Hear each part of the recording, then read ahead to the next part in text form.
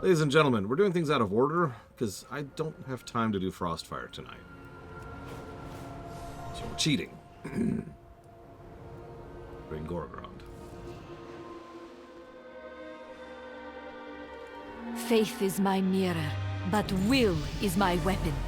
Gorgrond is one of the most untamed landscapes in all of the realm. Only the most skilled of Rangari venture into these wilds. It is their camp we are heading for now. If you wish to travel ahead, it can be found down the path to the right. Murad and I will follow you momentarily. We have some logistics to work out before landing. Ardonsha, kai Kaldos. We should have brought an army to fight the Iron Horde. Gorgrond is no place for armies. This land swallows all who enter. We will be fortunate to even lay eyes upon the Iron Horde base.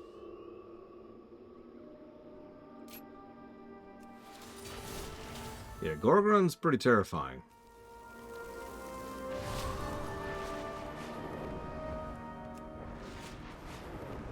Let's show it off a little bit. So in the south end we have the Zanger, which as you can see is doing what the Zanger does.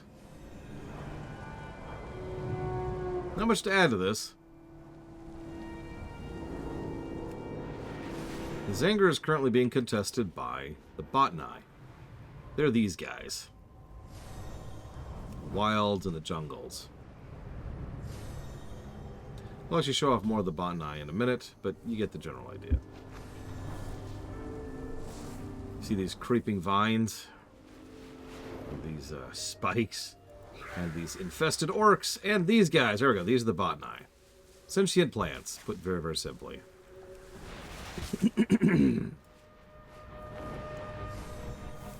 The Botnai are in constant struggle with what's usually referred to as the Breakers.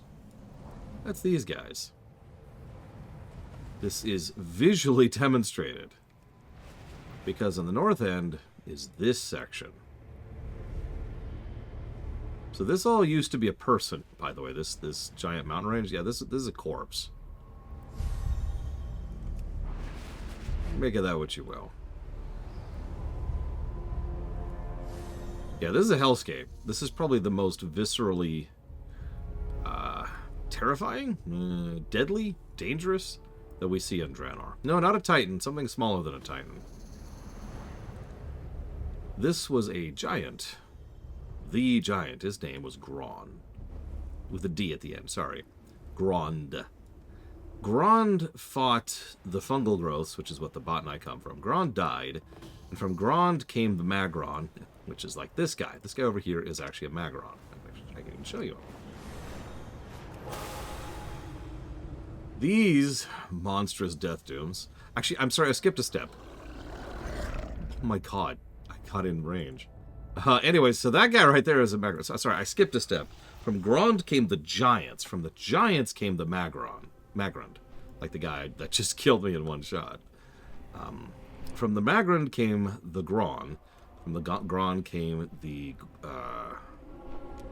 Ogron. From the Ogron came the Ogres, and from the Ogres came the Orcs.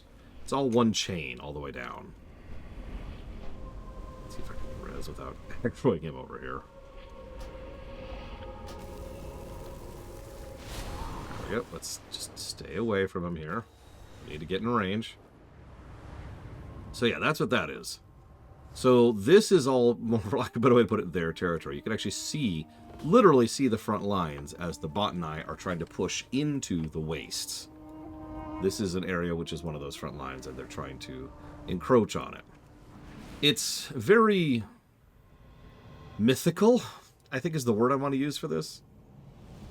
You know, two eldritch forces, both of which kind of follow their own rules and concepts and precepts, both of which are very primordial. And neither of which, they're both sentient, but they might as well not be. Because all both sides do is constantly try to press into each other. So, you know, you got the Botnai over here on the south, and you can see how their vines are literally starting to encroach on the Breaker territory. And you've got the Breaker wastelands to the north, then the giant pools of sulfuric caustic water. Lovely place. The Blackrocks live here. The Blackrocks have a fortress here. They have to. You see all this? I've mentioned before how every single one of the Orcish clans does something to survive against the horrors of Draenor. All of them specialize in something. The Blackrock, ironically, specialized in technology. There's actually more to it than that. It's kind of magical technology, but it's the same general concept. They went up the tech tree. They have artillery and trains and ships and walls. And that's how they survived. This used to be flat terrain. This is what they've been carving out for, I don't even know how long. Years at the very least. And yeah, they have things like that gun. And of course, their fortress, the Blackrock Foundry. Built directly into the mountain. I can also show you off a couple other things over to the north here, like the docks. And the docks actually directly connect to the train yard. So both dungeons are up here too. Yeah, they functionally have a degree of power armor. Like I said, they went up the tech tree. It's part of why I like the alternate Blackrock, is because they're first of all, they've got a great aesthetic. But second of all, there's something vaguely admirable about them being able to take this, probably the most hellscape of the hellscapes on Draenor, and, like, dominate the hell out of it. Agreed, is Miristar. I've always agreed with that. So, I'm thinking many positives. Let's go with... God, it's so well designed. I'm sorry, I'm not smart enough. I wish Evo was here. Or Yura! Because, trained artists could tell you why this is brilliant. I can look at this, I can recognize quality, but I can't explain it. Look at that. Look at the detail. Look at the lines where the eruptions from those fumaroles have been straining down into what used to be a lake. Look at the skeletal pieces down there for where animals used to go and try to retain water. Look at the pools which are discolored because of all the bacteria, the sulfur that's in there. And you've got the vents of gas pouring out, and that's causticizing all the stuff nearby, so it makes it all look like salt. And even something as extremely basic as this rock formation here. Look at this. Think about how much thought and effort was put into just making this chunk of rock right here. Just so it looked perfectly broken. Like, you could almost see where the water line used to be, actually. Right about here, right about the height I'm at. Do you see that? There is so much detail here in what is effectively just a hill. Blizzard has always loved their Badlands tile sets, all the way back to, like, Diablo 1 and Warcraft 2. But this is probably one of their best right here. This looks amazing. The pools, the corpses, the machinery bits and bobs, the chunk where the land has been completely parched dry like this. The leftover skeletons and bones, the chunks of rock still balancing left over on. And yeah, by the way, this is all just this biome, the northern biome, the breaker area. So, yeah, no, this is an easy multiple. Oh, yeah, and then we've got this nice, bright blue sky, which if you've ever been to a real-life Badlands area, this is usually what those skies look like. You notice there's hardly any clouds, which makes sense. There's not a lot of moisture. Most of it doesn't retain this far. Oh, God, it's Miristar, I know! Okay, so hang on. Gorgrond, breaker half. I'm just going to triple this up. I don't even care. I don't even care. This is brilliant. But then we go south. Now, as the land... I love this transition, by the way. We've got, like, parched grass, and then we've got slightly more grass. We've got greener grass, but there's still not quite a lot of it. And then the further south we go, the more and more and more grass is here, until you can barely even see the ground underneath the foliage. That transition by itself is fantastic. So then we've got the southern area, and you notice it's the same terrain. Did you catch that? Like, it's the same overall format. You could see where the water actually is still on the southern side, and you can still see where those pools are.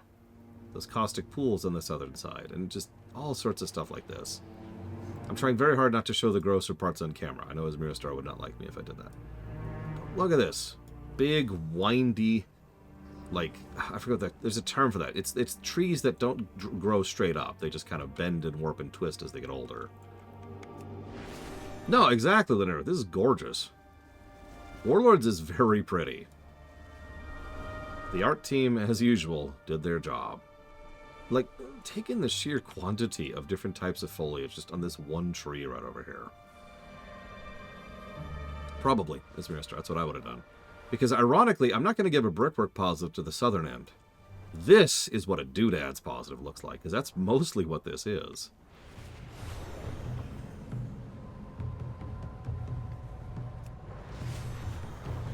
Whoop, whoop, whoop. Ah! Uh-oh. I didn't mean to get in here. Oh, crap. Oh, crap. Oh, crap. We're okay. We're okay. Everything's fine. And again, we see the transition. Look at that. Also happen to like the music out here. Although I know some people get tired of it.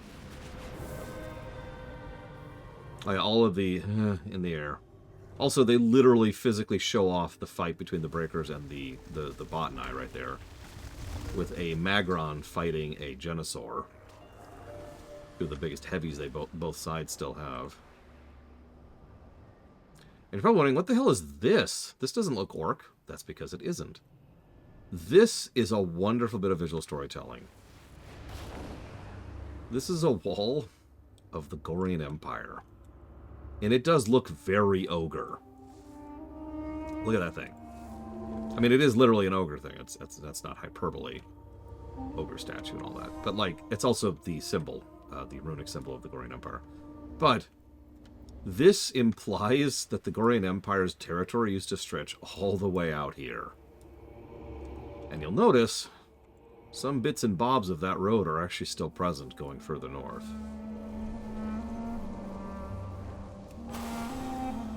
Makes it all the way back to here, and then the land finally breaks enough that the road's not there anymore. Look at that.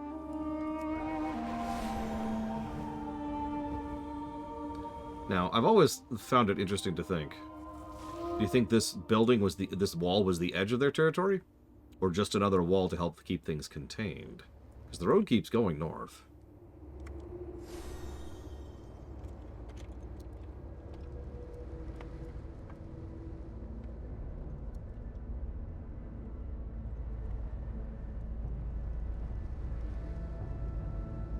We don't know, of course.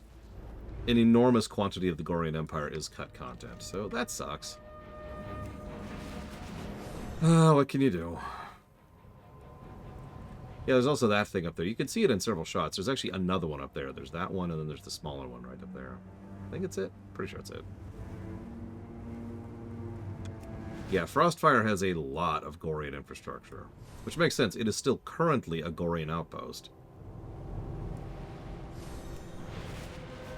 It won't be when we're done with it. That's a tank.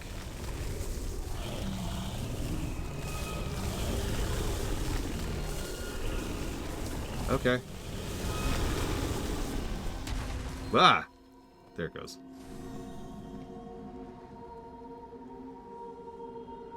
So you're not supposed to be flying, so it was waiting for the trigger to land.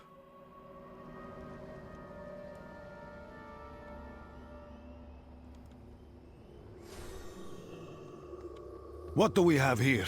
A hero? Gorgrond is no place for heroes, my friend.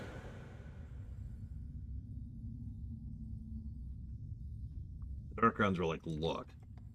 You bring news? We will endure. This is what happens when one stands in the path of a Genosaur. And where a Genosaur walks, the botany follow.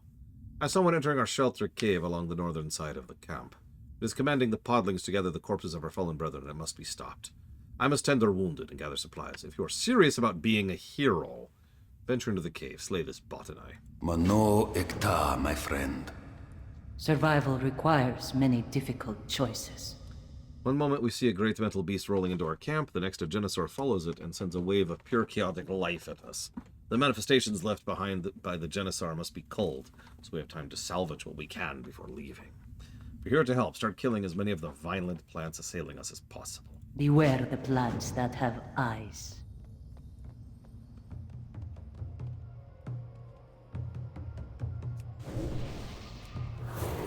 Also, interesting warning. Beware plants that have eyes. Yeah, the Rangari are more wild. It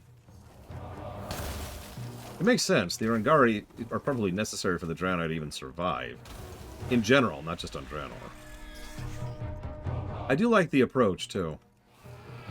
It's a good way to distinguish them from the Protoss, which otherwise they're actually quite similar to.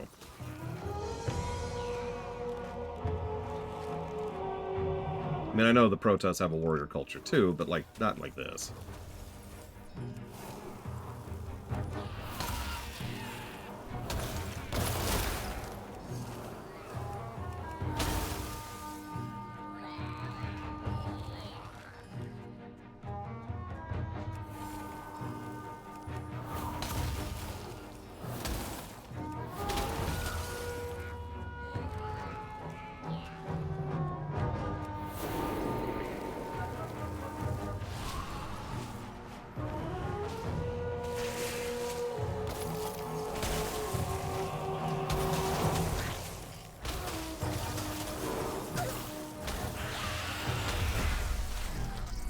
No kill?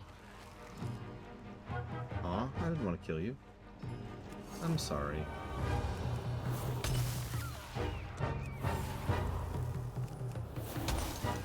Yeah, technically this is supposed to be the second zone for both sides, but as I've already elucidated, that doesn't really track. The only reason we're doing it third is because I don't want to do Frostfire right now. Fire away! Arkin Wick, oh boy, am I glad to see you. Started to ditch that Genesaur when I stumbled upon this Rangari camp. Next thing I know, the ground is creeping up and spitting out all kinds of angry clans. Barely made it out of my tank before that Genesaur threw it like it was an empty beer mug. I'm gonna make my way back to the road and look for my tank. I'll see you when you're done. Have a good one! Yeah, no, this is a decent second horde zone. But the quests here branch weirdly. Gorgrond is a very strange zone for quest structure. I'm not even sure we'll even see all of that this time around. See you around, Kennex Scout.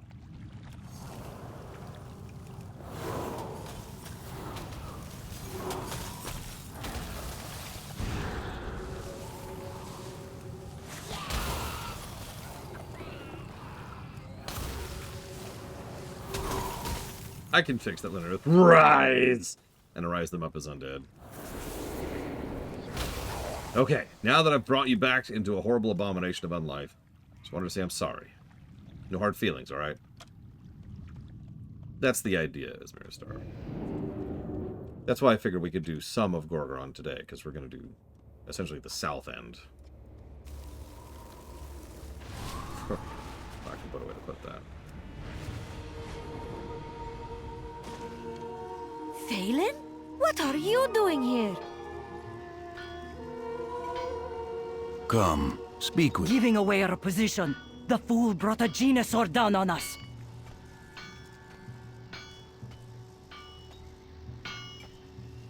I dread to think what the Botna had intended to do with the corpses of her fallen.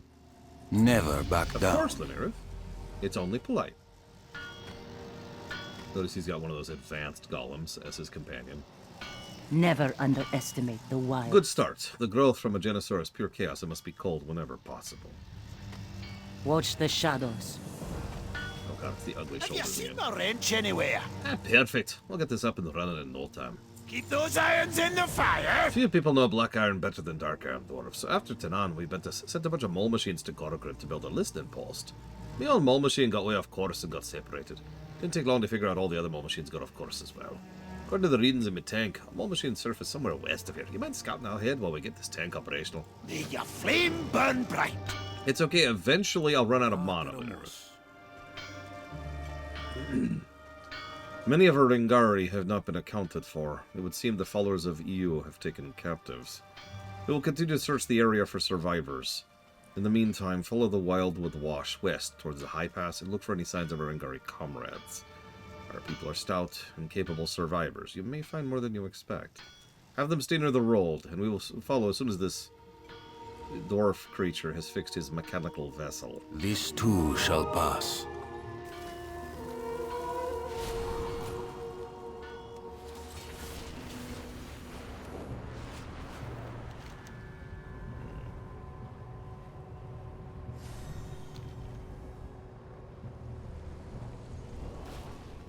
Welcome, welcome. These foul creatures poison their spears. I keep an antidote, but it'll take time for my head to clear. Be well. Don't worry about me. I'll await the Khan's arrival. Please find the others. color's a good thing to focus on. Oh my god. Light's blessing to you. One thing we learned from the Laughing Skull. Podlings hate fire. Be brave. You Go are without not me. alone. I'll only slow you down. Yeah, I want to talk more about the Laughing Skull later. So we'll talk more about the Laughing Skull later. I wish we had more of them. I will say that right now. Because what they do here with them is actually fascinating. Greetings. Never back I will down. not leave the fallen to the children of the Janissar. I'll protect their bodies until the Khan arrives.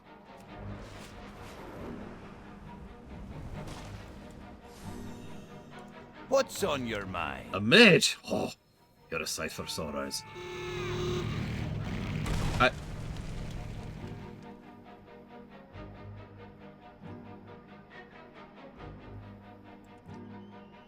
See you soon.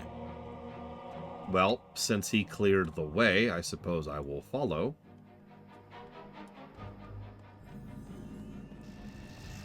You bring news? The Rangari are stout survivalists. I knew they would not go down without a fight. Thank you.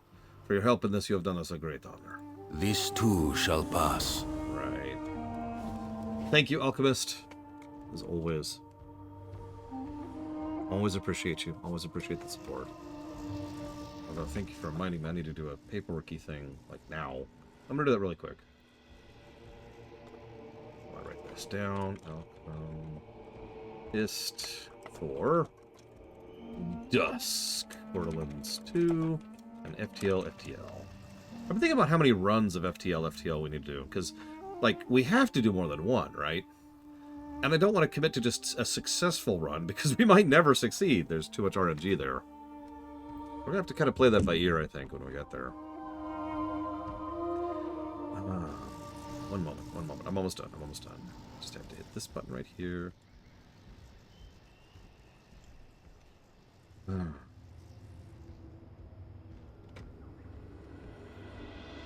FTL is a game that you can lose in the first 10 minutes of a run. Runs take over an hour, sometimes more than 2 hours, depending. It's very roguey. That's how I would explain that. How can I help you? That's one down, about a dozen others to go. Let's get a base going. Sounds like we might be here a while. Have a good one. Commander, we need to pick between which thing we build. Keep those irons in the fire. Played perfectly? That's true. All I have to do is be perfect. Why didn't I think about that? Alright. Be perfect. Okay, it's perfect.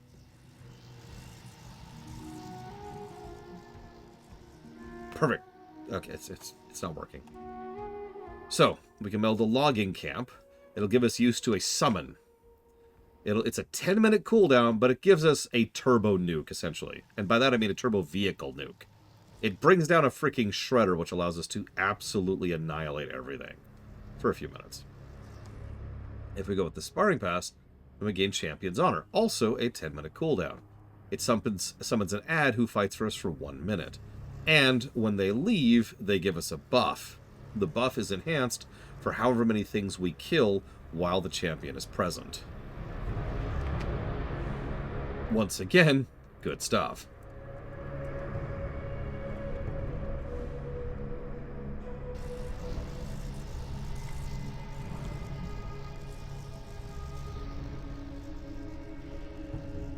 Oh yeah, it also opens up certain chests. Actually, forgot about that. As if I would care about chests. Pshaw. Loot. Loot. Don't make me laugh.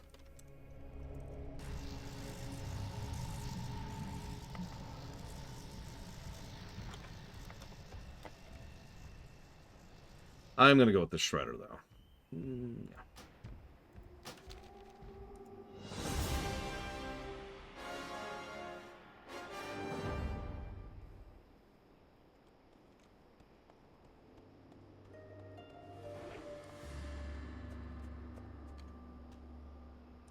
Great to meet you. The Rangari have been here for a thick, and they hear tell from the laughing skull of a place called Tangleheart. Seems some really bad ancients came through there, and the bot now used some kind of sap to go on Creedley. I could use that for your outpost. Wood is wood, right? Watch your back. Have you seen my wrench anywhere? Since you're all set up to take trees and bushes now, I need to ask you a favour. I came to Gorgrond in search of an expedition of me fellow Dark Irons that were headed this way. Sadly, I lost them. Yes, there's an entire expedition of Dark Irons in Tranor. Negative. Moving on.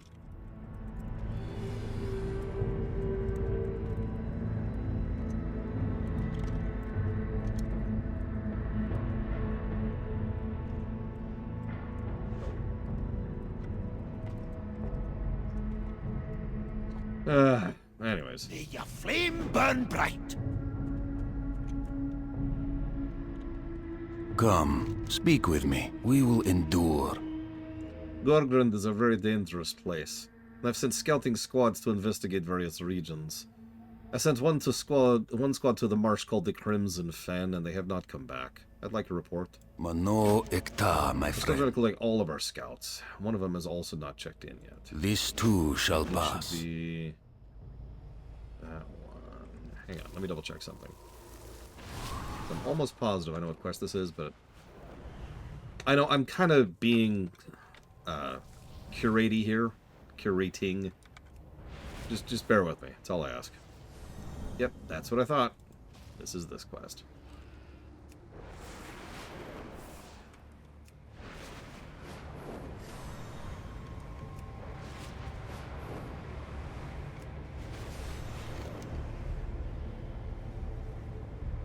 Let's do the mushrooms. Let's get rid of that right now. Functionally, timeline-wise, even in the canonical timeline, this is happening immediately after Shadow Moon. In the adjusted to make sense timeline, most of this stuff would be happening relatively short after the events of the Arak, probably about the point in time at which the Horde are all dealing with the events of Nagrand. Excuse me. Ora teramus. De Consentio. He's not likely to enjoy the report I have to give him. We will endure. My entire squad is gone. Yeah, that sounds like a terrible report. Some are dead, that much is obvious, but others, they must be further in. Go search the bodies. Each will carry a pouch of personal items. I'd like to return that to their families. I'll go ahead and meet you inside the marsh. Never back down. So, this is probably one of the best insights to the Zanger we get in the entire game. This subsection right here. The evidence of the Zanger is everywhere. The Zanger Sea, the encroachments we saw down in Arak. We're going to see it literally in the middle of a raid. One of the raid bosses in Heimal is a Zanger creature that is encroaching upon Heimal, that they are barely holding back. This pod is similar to the other ones near the bodies around here, except this one is pulsating weirdly. Weird. Also, East Plague's music here. Don't worry, not that one. Almost made it out. Most of us dead. The others are no longer themselves.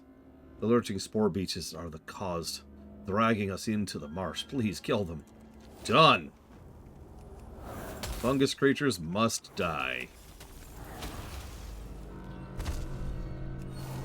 I would relate a story about how horrible fungus creatures can be, but honestly, that might be too terrible to share in a random WoW stream. So we're just going to move on and say, fungus creatures must die. Yep, I will freeze these suckers to death. Oh god, Bregwin, I'm sorry.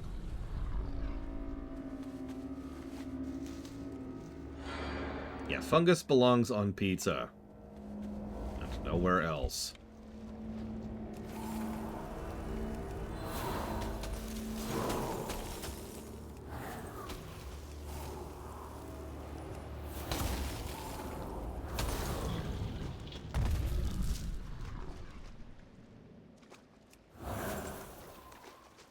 Damn it. I meant to set up a fire spec off camera.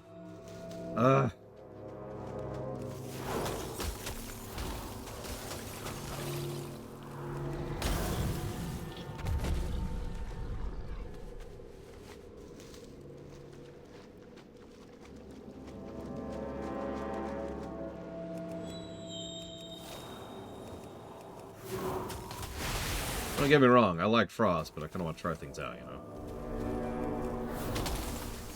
Oh yeah, the whole don't eat or drink for X time before surgery thing. One time when I went in for surgery, they had me not eat or drink for like, I think it was, I want to say 48 hours before? A little bit more than your standard 24, in other words. And then I came in and they were like, all right, we're going to go and take your blood. They couldn't. They couldn't get a vein.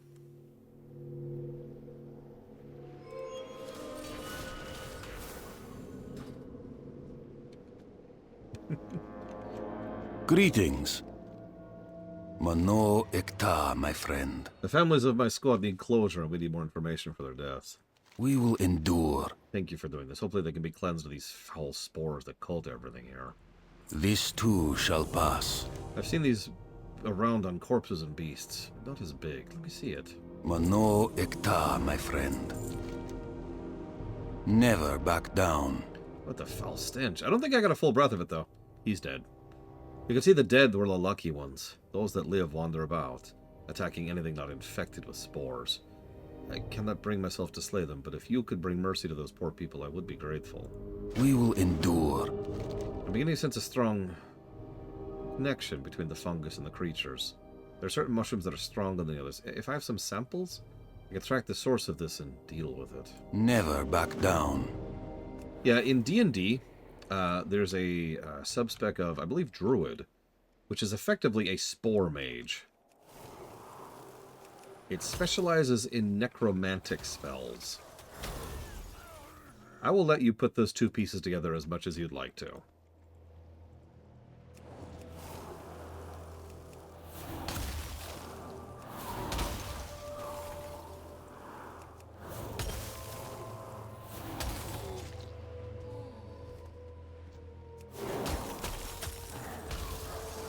That's right, it is in Baldur's Gate 3.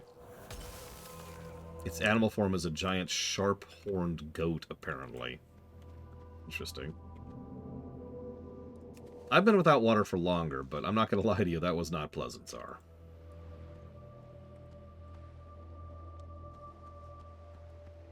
I mean, Baldur's Gate 3 turned, near as I can tell, every class into something worth a damn. And that's impressive. I need to respec into a ranger soon. I've been playing as a barbarian in my co-op game. And barbarian's fine, but like, I want to try out ranger. This ranger's garbo! Or, I mean, sorry. It's garbage, is what I was trying to say. It's garbage. It's garbage! Ranger's garbage in 5th edition. So, I'm curious if they did anything with it in Baldur's Gate 3.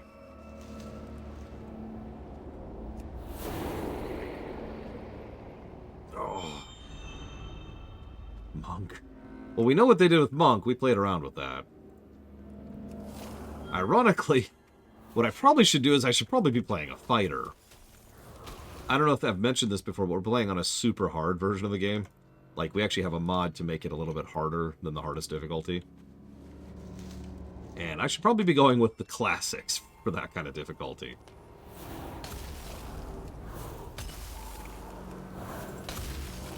You know, hi. I'm a hasted fighter in melee range. That's probably the direction we should be going with. To give you a bit of perspective right now on my barbarian, I think my average chance to hit is like 50%. It's really bad. I have quite literally had more success flinging people off of cliffs than I have actually punching them.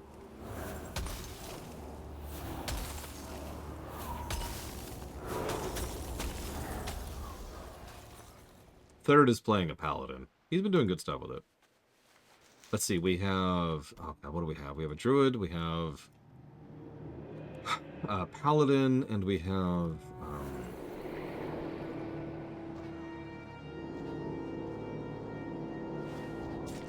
a fighter. That took me a second, because Guido, who's never played Baldur's Gate 3 at all, he's actually playing as Lae'zel. So he is a fighter. The Spellblade fighter. I forget what the name of it is.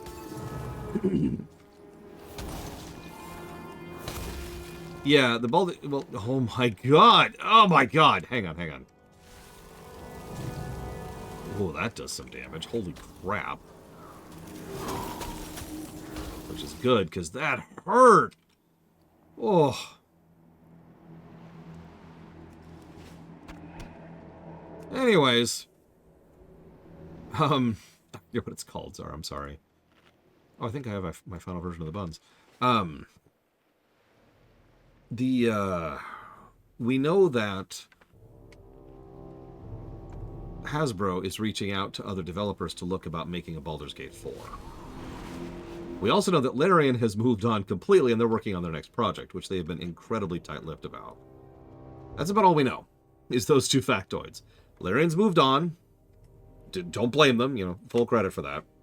And Hasbro is trying to shop around for a BG4. Yeah, right, on that front.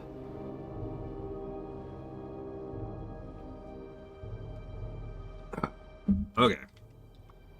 You bring news?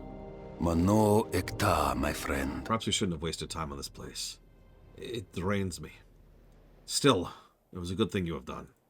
This too shall pass.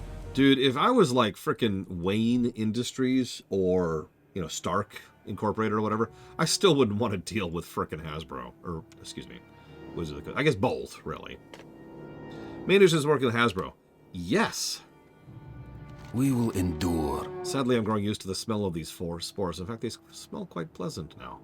Perhaps if I eat these spores, it'll speed up our work here. Red flag.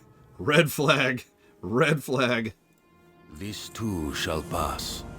Never back down. Spores grow thick further into the marsh, but those fungus beasts are the key, yes.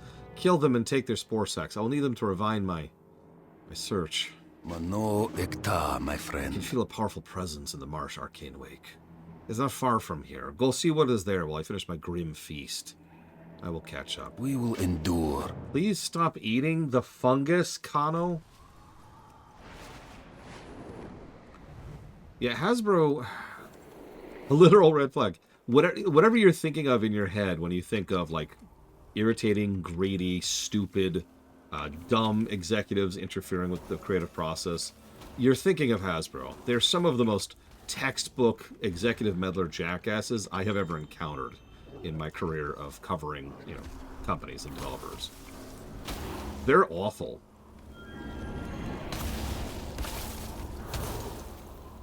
The worst part, most of what they do isn't logical in any large-scale sense whatsoever. It's all just internal office politics. We actually have evidence that certain projects have been able to thrive under Hasbro because one particular jackass in the office happens to be fighting really hard to make sure that that particular project keeps getting budget. MLP was like this, for example.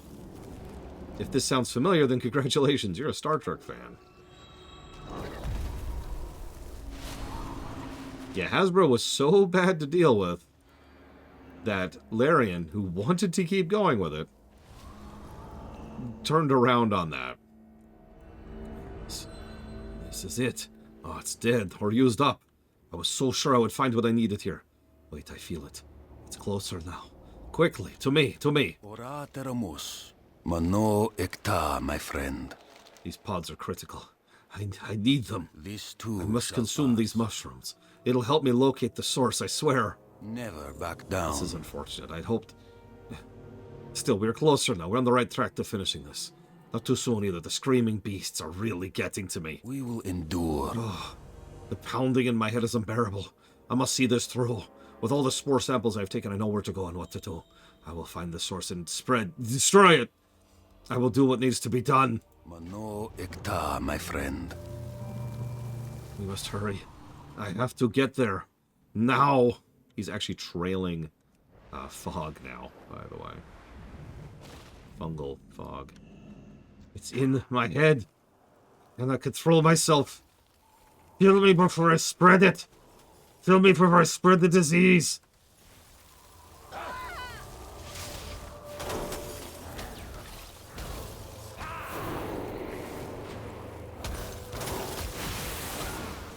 Hell the Khan. I'm sorry.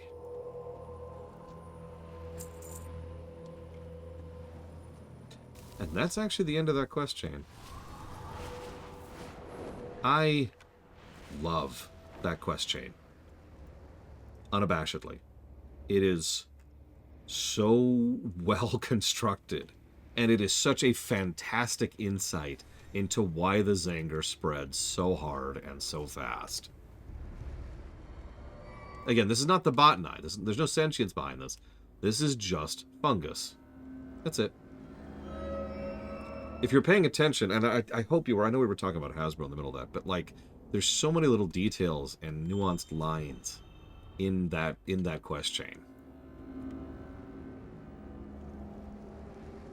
Yeah.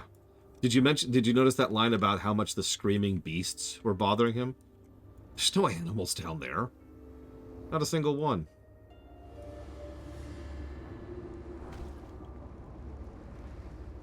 And yeah, the way he got obsessed with eating more of the shrooms. He even managed to retain just enough of himself to still want to stop the infection, but he couldn't stop himself from being infected. The last thing he could ask us to do was kill him, in order to prevent him from further spreading it. This is a straight-up horror story in one little side quest, and this is the definition of a side quest. This is secondary content, and it is awesome.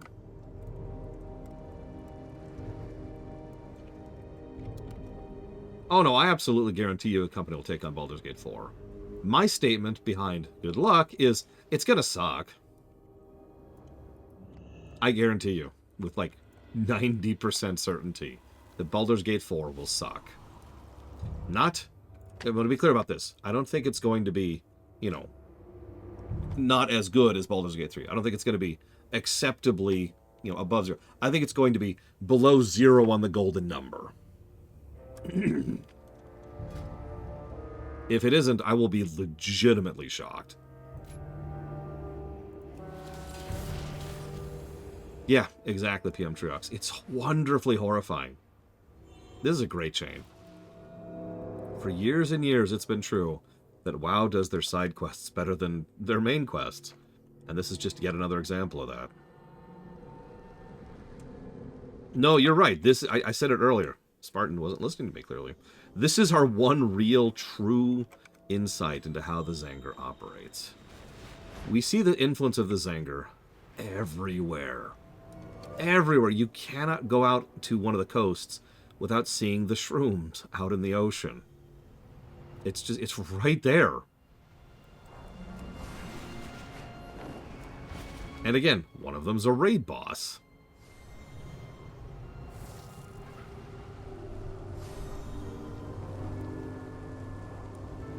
Well, I mean, that makes sense, as Miristar is their characters, after all.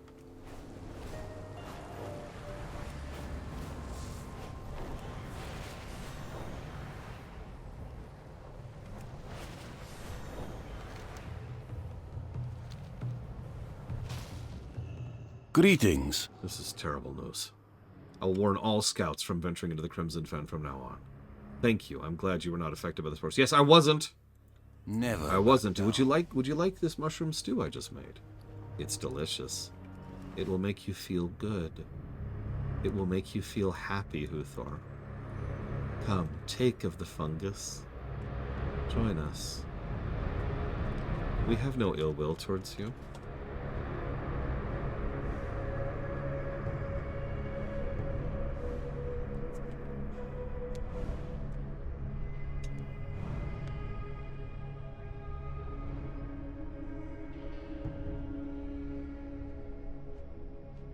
I want both of those. I've never even heard of it, Spartan. The Zanger is here. Hey, I'm just going to show you this really quick. I know we're not there yet. But I've already referenced it twice now. Come on, come on.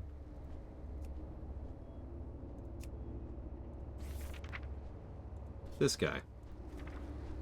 This guy is a raid boss in Heimel because the Zanger is encroaching on the capital city of, that's weird. Of the ogres of the Gorian outpost. Class of 09 doesn't sound familiar. Try to see.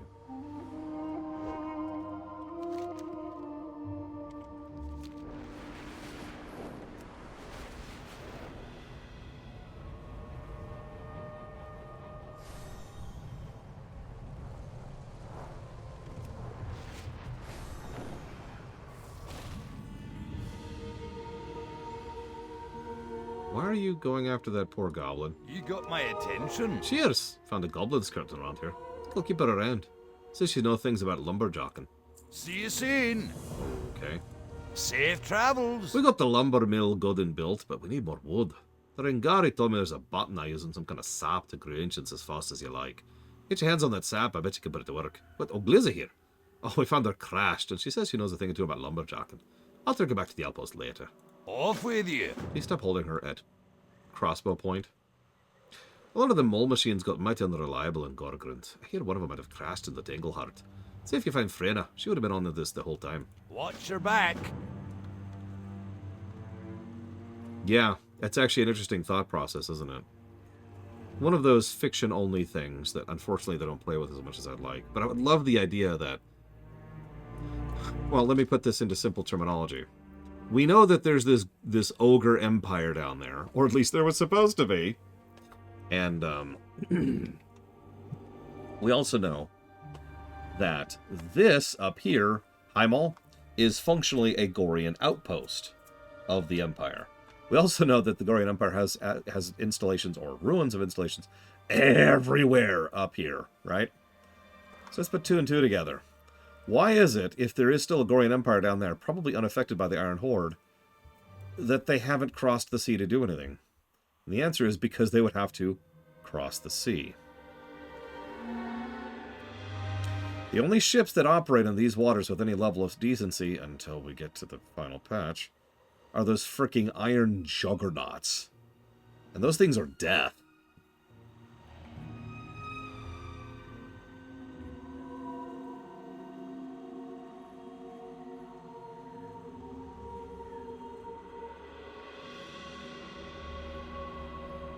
Also possible.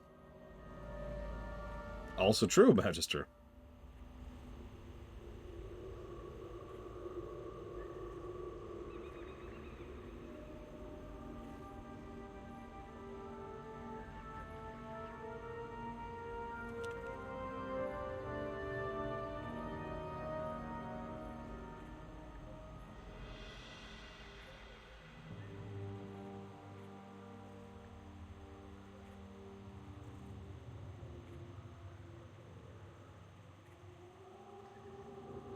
Yeah, the Zanger survived the cracking of Draenor. Not nearly as dominant. But it is something to keep in mind. That without the presence of the botanite to contest the Zanger survived, but still didn't thrive the cracking of Draenor. Which says a lot about how resilient it is.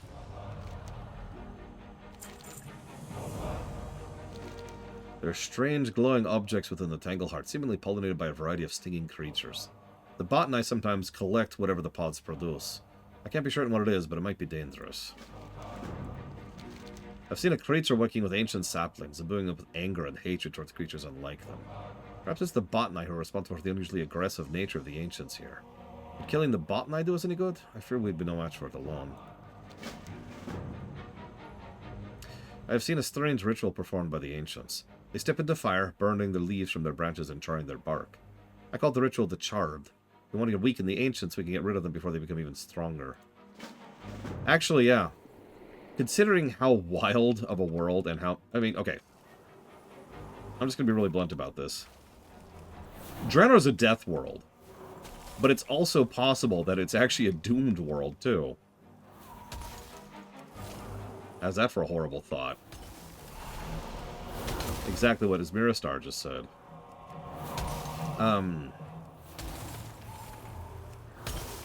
Oh god, what's the name of the endless ground-based 4X game? I can't think of the name of the damn thing. I like this song once. It has the same problem several FF14 songs have. It's good, and then it repeats. You know what? Here, I'll spare you. I literally have a jungle playlist. Endless Legend, The Dying World. That's exactly what I was thinking of. No matter how well you do, no matter what you do, no matter how much you improve, it doesn't matter. The world's dying. You have to hit pretty high up on the tech tree to surpass world dying.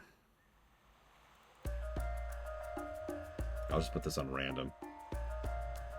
Although I'm going to laugh if this is in it. It is.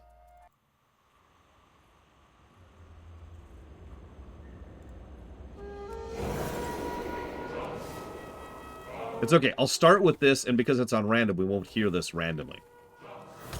There's a strategy here. It's a theory, Logue. We don't know much about what would have happened to Draenor because two major events interrupted its, for lack of a way to put it, natural history. First was the demonic horde, our timeline, and then immediately after that was the breaking of it into Outland. But it is entirely within possibility that the Zanger would have slowly overwhelmed the whole planet. Even if the Zanger didn't actually manage it, remember that the Breakers and the Botany were also at war constantly, and had absolutely nothing to do with the politics or organizations or clans or anything. So you've got three major planetary-level hostile powers all constantly at war with each other. Not a lot of winning scenarios there.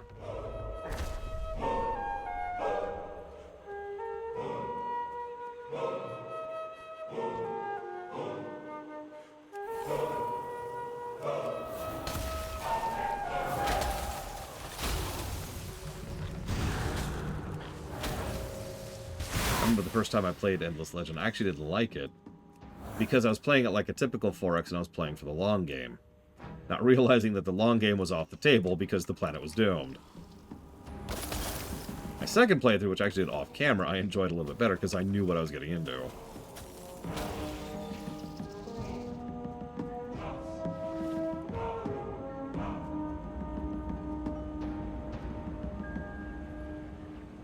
Which portals are you referencing in Azeroth, Lunarith?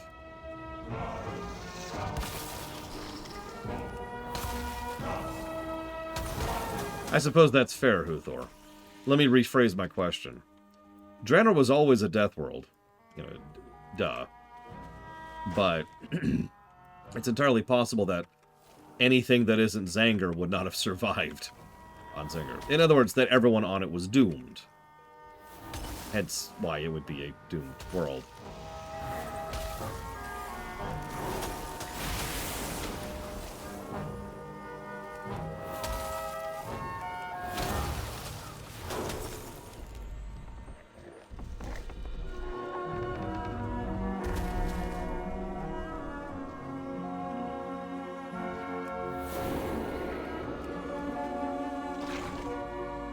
I mean, I know.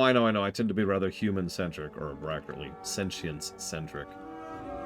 But, technically, the planet will keep going on even if every living thing on it dies, but who cares? In every way that it actually matters, it's still a dead planet. It did, Yura. Endless Space does, too. Alright, we're done with it. Huthor, you're free! Draenor is free! You know what? I promised I'd show this off. Give me a boy. What's up? Kong, Kong, Kong, Kong, Kong. Die! Die in one shot instantly! Kong, Kong, Kong. Crush, crush, crush. Get out of here. What's that? You'll want flamethrowers? I got flamethrowers. I got rockets. Yeah! What you got? Boing. This music is very appropriate for what's happening right now. Boing.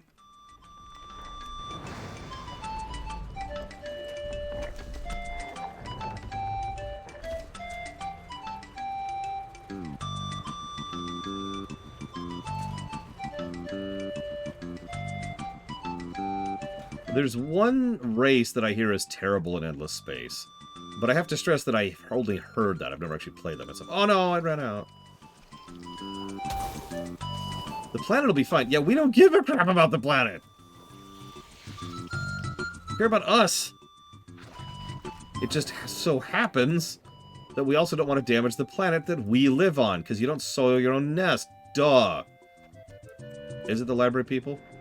I believe you. I've heard of this from a lot of people who really dislike this one faction in Endless Space. I think it's actually specifically Endless Space 2. But whatever.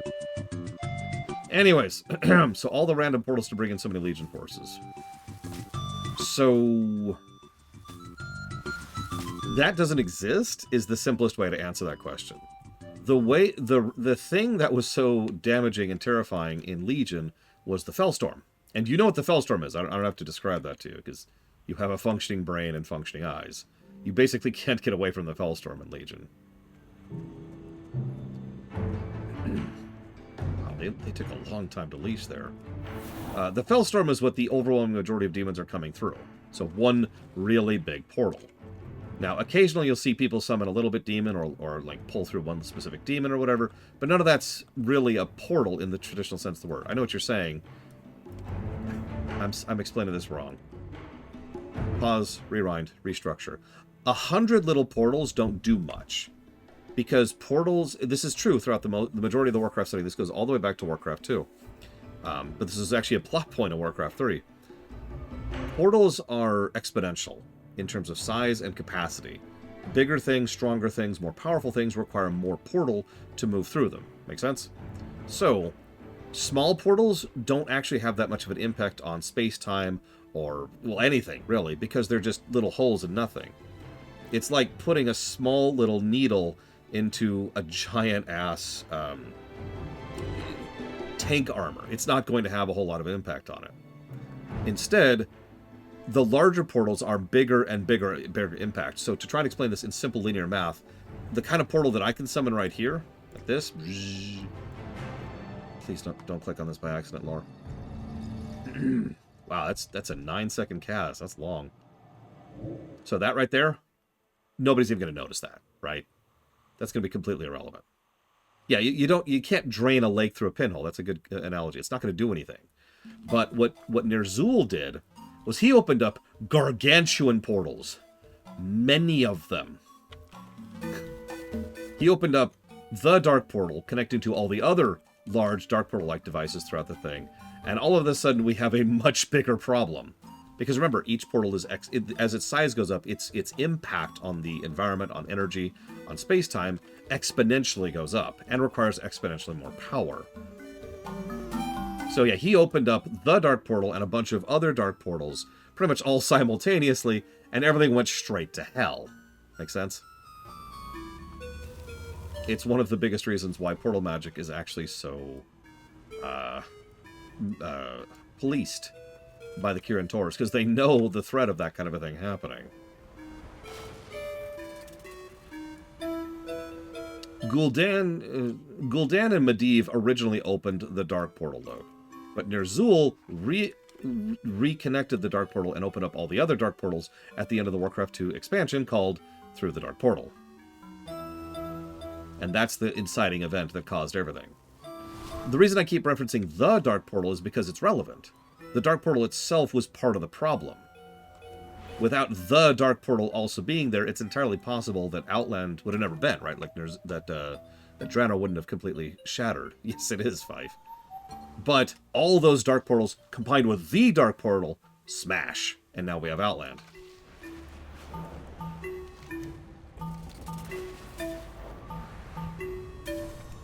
We actually have another example of this, because we do see one other very, very, very large portal which collapsed, and the impact it had on the planet that happened in.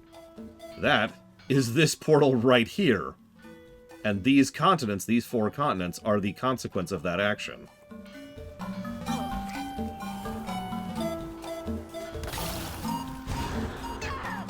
I know that's a good question, Mr. Floyd Pinkerton. But remember, portals can... size of portal directly affects how much power can go through a portal. In other words, to use this in very simple terminology, player characters who are quite powerful in lore, probably in lore can't go through a typical portal. Demon Lords absolutely cannot go through a typical portal. Remember, in Warcraft 3, it was a whole mission, in fact, it was actually 2, just to summon one Demon Lord, Archimonde. I mean, granted, he's a high-tier Demon Lord, but still. It took 2 missions and a fairly large amount of effort, and the combined efforts of demons and Kel'Thuzad in order to summon one guy through a portal, because he needed that large of a portal to get through. Oh yeah, there's also a lot of sacrifice, too. That's also why both Dark Portals, the original one and the one that the Iron Horde set up here, required so much Fel energy, aka souls sacrificed, in order to power them. And actually, Mr. Floyd Pinkerton is saying what he's saying jokingly, but he's kind of correct. Kil'jaeden required the Sunwell and all of the energy from Netherstorm in order to get through that portal. Once again, repeating the concept. He couldn't come through a normal portal. He required a tremendous amount of energy and resources just to be able to come through personally. It's one of the reasons why they've only ever tried to summon Sargeras twice. Both times failed, so he decided to do something else instead, and we'll get to that later.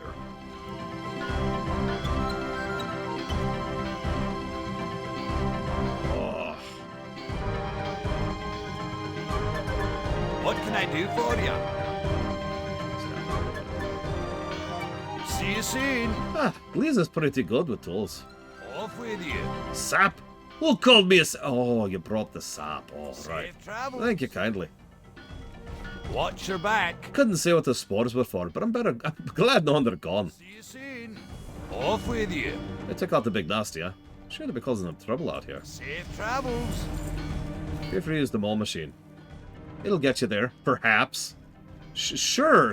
This sounds like a safe thing to do. Are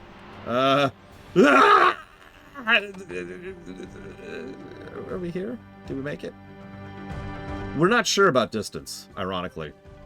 It's been theorized that distance also increases the power requirement, but we don't know. There's no information on that. I'm wrong. We have one quest, technically two, but really definitively one quest that helps indicate that it's harder to do something like that.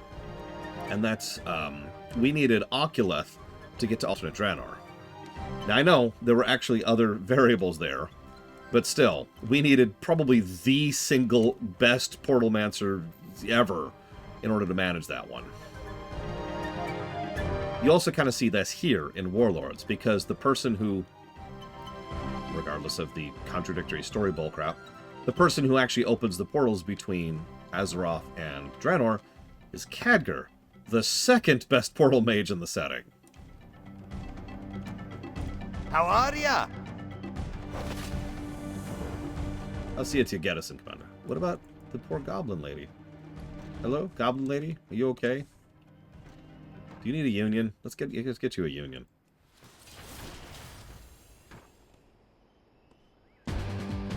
I've theorized before that there's like a bus route thing for that Asmira Star. Like that there's a mage there, you know, in the portal room. By the way, I should mention those portal rooms don't exist in lore. We've actually already talked about that, but let's skip that past that for a second. Let's say there is a portal conduit between, say, Stormwind and Ironforge. And they don't open that up constantly. It's just, all right, time for the 515 portal to Ironforge. You know. Okay, so we're skipping that one for now because that goes north. So let's head south. 2 Kingdom Hearts songs in a row. Let's just, there we go. There we go. That I could see as Mirror Star. It is literally in the Mage District after all. At least it's Stormwind. Hello. Oh, that's gross. Don't look. Everything's fine.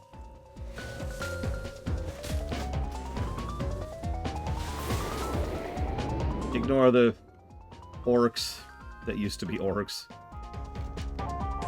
Journal entry 25. The bot and I got themselves a leader, calls himself, or herself, or itself, the voice of EU. Seems the bot and I see the Genisar as gods and speak to the bossy of the bot and I to get them to speak on behalf of the Genisar. Tried to ask about the artifact we found back at the base. They got all angry and sent off Lyra and Nora. I ain't seen either since. I have a bad feeling about this. No, don't look. This is the Swordman music from Mega Man 8. Which I feel free giving away because the only person who would have ever guessed that is Yura, and I don't think she's paying attention.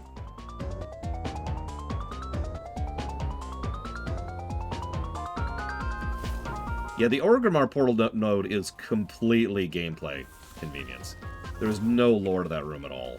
Unlike the Stormwind one, which is at least a mage tower in the Mage Academy area.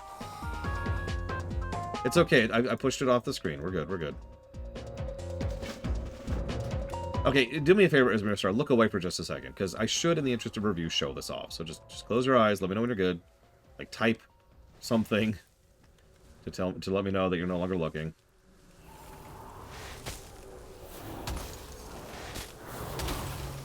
Let's kill this thing real quick. Really? This song? This is on random. Okay, Asmira starts looking away. Alright, so... this is really horrifying. I lost it. Hang on. I lost it. There it is. So this was a living creature. Notice it still has a decent chunk of its flesh, and its heart is still operating in there.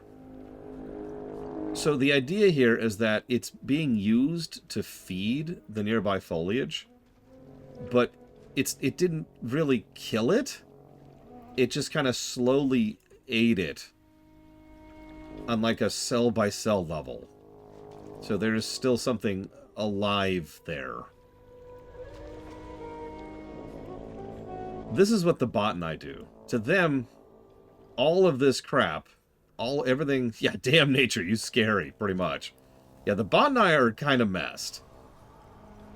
Yeah, sentience-wise, whatever this was is no longer, like, sapient. It no longer has cognizance. It is long past the point of brain death, thank God. But, well, you see these orcs? With all that fun stuff? Yeah. Oh, that hurts. Oh my God. Jesus. Okay, hang on. Let's get over here and recover for a second. Damn.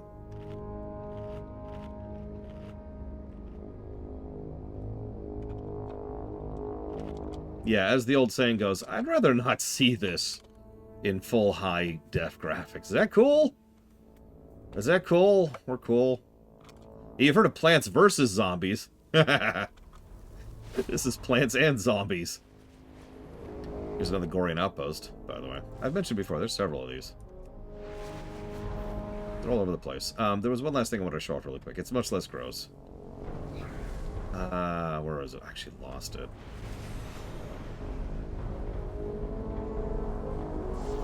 Shoot, like right around here somewhere.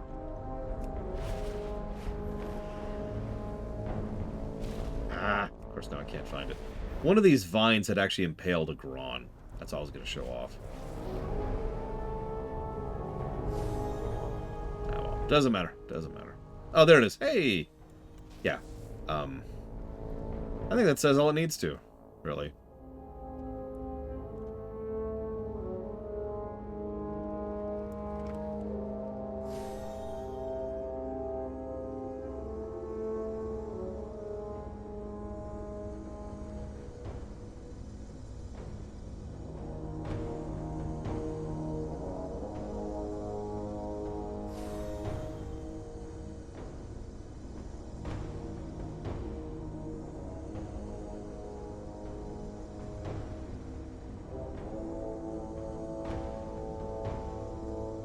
You just now seeing it, Uthor?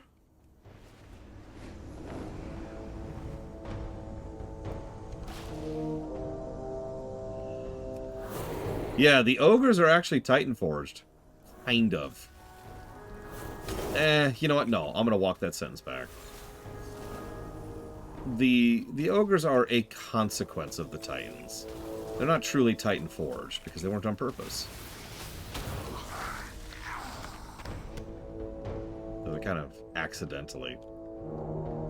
Not seeing the pink elephant. Okay, so allow me to share one of the only things I don't like about delves, and it really is probably the only thing I don't like about delves. When you go into a given delve, you get a random variant of that delve.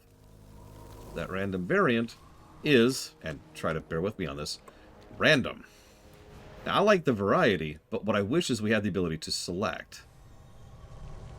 Yeah, I'm not even sure. And a metal bender have no place in this jungle. You will need my help to survive. Rangari do not leave people behind. Okay. Just keep up if you can. That was strange. And maybe it changes weekly, maybe it's random each time you walk in. I'm not actually 100% sure. Apparently they change daily? I have no idea. But the point is, that there's no selector for that, which is what I really want. I want the ability to walk in and say, this is the variant I'd like to do right now. Because some of those variants are well, first of all, I like variety, as I've already mentioned, but second of all, some of the variants are just more fun than other ones. Like the pink elephant one. Survival requires many difficult choices. The Khan did not say it, but there are many more Rangari taken by the botnet than the one you found. He believes they were slain. I fear worse. You might dare to venture into the Razorbloom. If you do, you may discover what the botnet do to their prisoners. Give these poor souls a proper release. Beware the plants that have eyes. I do not... Hang on. There it is. Glory the Delver. Oh, jeez. So I've got Nemesis and I've got the Tier 8 thing, and I have none of the other ones. Not a single one.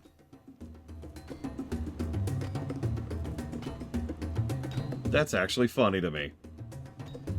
I've done a decent chunk of delves, too. I should mention I have never done a delve solo.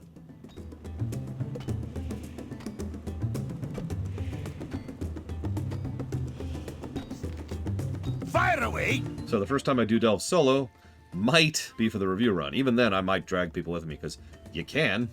Because it's fun. I'll be like, Bragwin, come here. You're gonna group with us, Bragwin, and you're gonna like it. And she'll be like, no, I don't want to be a bother. And I'll be like, what? You're not a bother. What? Do stuff with group. What?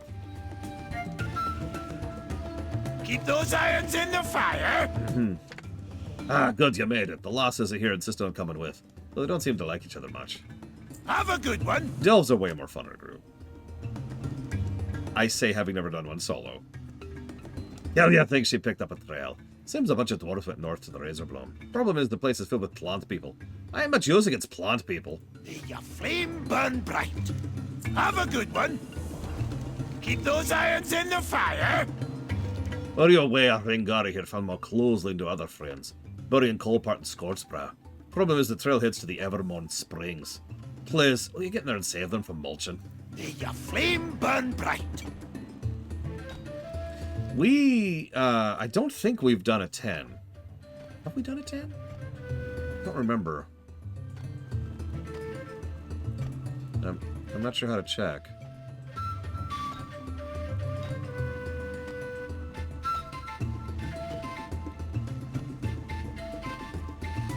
Looks like we have not done a 9, actually. Wow. No. We did. We actually have done a 9. I remember this distinctly. Because I was actually pissed. Because we didn't get credit for this. And both of us were in voice chat and we're like, what? Where's our achievement? Because we wanted to hit rank 10s. And it didn't give us the achievement. And before you ask, yes, we did have lives remaining.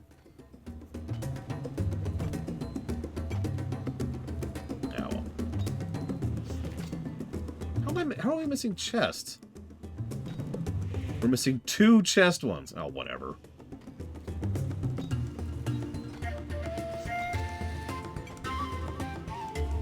Light, help us. Yeah, by the way, that rank 9 one we did was mean. So we haven't actually attempted that a second time. That was before we min-maxed our gear, though. We're continuing the search for Thalen's people, but these botnet are a much larger threat than we ever realized. To infest their victims as monsters? What kind of insane creature would convert someone else to their side against their will? That would be something I, Yrel, a holy paragon of the light, would never do! We must never rest. Never underestimate the wilds. The botnet use monstrous, insect-like creatures to pollinate their bloom. I mean, 7 solo is really good, Bragwin. Take that and own it. They start to get mean after, I'd say, about 5. And then they never stop getting meaner. Unless the writers kill me off camera. No! Watch the shadows. They would never do that to me. The writers love me as a character. I will be in many future stories. If only this was Outland. Oh yeah, by the way, once again, the Dark Errands and then the Dwarves having a base here makes a lot more sense if this is Outland. I'm not going to stop saying that. As long as it keeps being true, I'm going to keep pointing it out.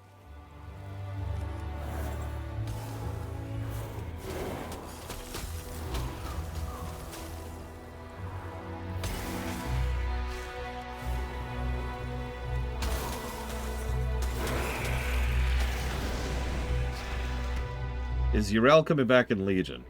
Nope. She will poke her head back in BFA, I think. I need to actually at some point sit down and look up when the Heritage quests are and when the Allied quests are. Because I've been kind of holding off and covering all of that stuff until its relevant expansion. But anyways, pretty much nothing in alternate Draenor comes back in the future. With one huge exception. And he comes back during...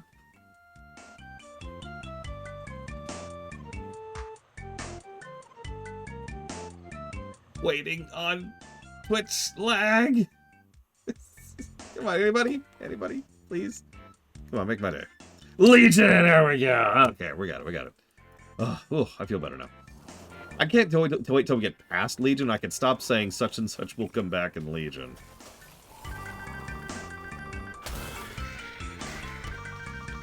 Yeah, I don't want to spoil too much, but let's just say that Draenor does have one very, very relevant thing to Legion. And let's just let that sit for now.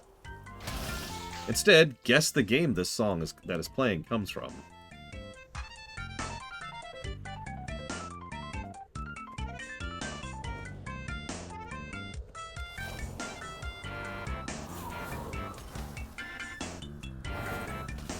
Chrono Trigger. Good guess.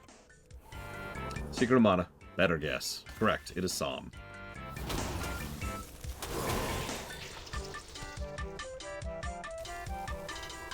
Yeah, this is Hiroki Kikuta.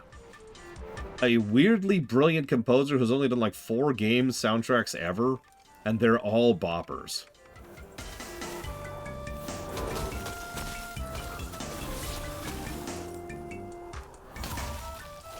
Yeah, I'm trying to remember. Like I said, I need to actually sit down and look up the specifics of which Heritage quests and which Allied quests come out at which point in time.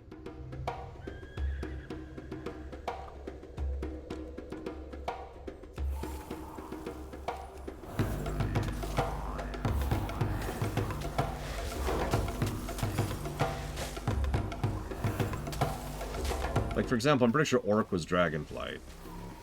Just because I know I didn't even look at it. I don't know when Draenei is. Blood Elf was one of the earlier ones, I believe.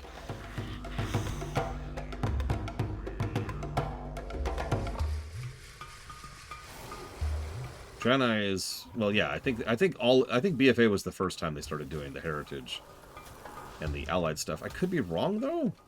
Because the initial bundle of Allied quests were all the Legion races.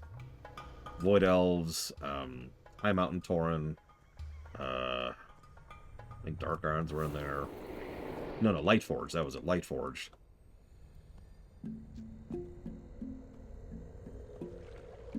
Apparently Draenei and Troll were Dragonflight.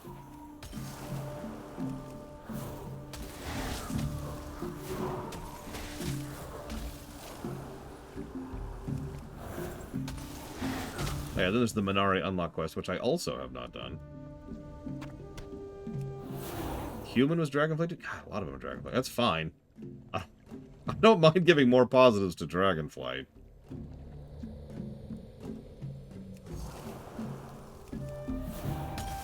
Aha! With Lightforged and Nightborn. I remember that... the biggest thing I remember about Allied races was being very underwhelmed by them at first. Because, you know, High Mountain Tauren and Lightforged Draenei, they've gotten better about them. Even though, for example, Nightborn are just Night Elves again, at least they bothered to do something with them, you know? And same thing with Void Elves. And I really like using the Volpera as the Goblin model. So that's some good reusage there, too.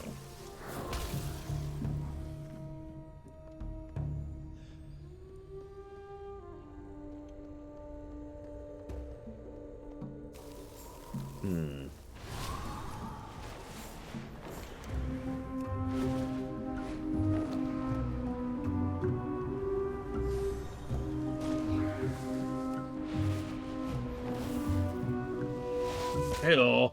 These plant people can make quite a spread, but I cannot stand the sight of it much longer. But why? You got my attention. Oh, it was terrible. They made me eat and eat and eat. And don't get me wrong, I enjoy a good meal, but these plant people have me eating nothing but fruit. I can't take it no more. You poor, poor man. You don't understand. Anything these plant people don't infest, they fatten up and turn into mulch. I say we take out their food source. This boat and I got a few corpses lying around. Might be a good chance to finish these bodies. Let's find out if they can infest ash. Then Bolt and I got a green Ogren. A green Ogren! I mean, I know I'm not a lot about plant people, but I kind of say it's a good thing. I think I can take it in a fight. Yes. I actually haven't even seen most of the Heritage armor yet. One of the only exceptions to that is the Blood Elf one, because Pax wears it. It looks really cool. So, that'll be a nice, you know, thing for me as well, once we get there.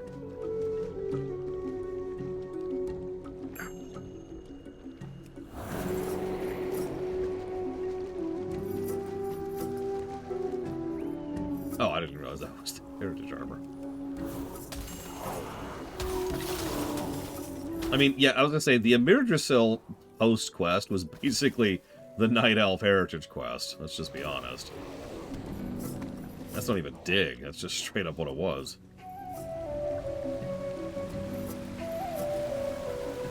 I actually happened to go through that quest chain with my sister, and both of us actually cried during that quest chain. Go ahead, make fun. I don't give a damn. That quest chain was awesome.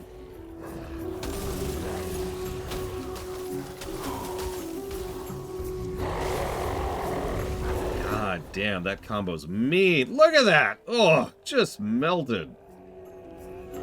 Sorry. So Ray of Frost is already like a beam of death, right? Minute cooldown, channel, pretty far down the list. But I also picked up this talent, which makes it every time I do a Finger of Frost consumption, it also increases the damage on my next Ray of Frost, stacking 10 times. So that's 50% more damage. And you just saw me do a fully empowered Ray of Frost. Just murdered that guy.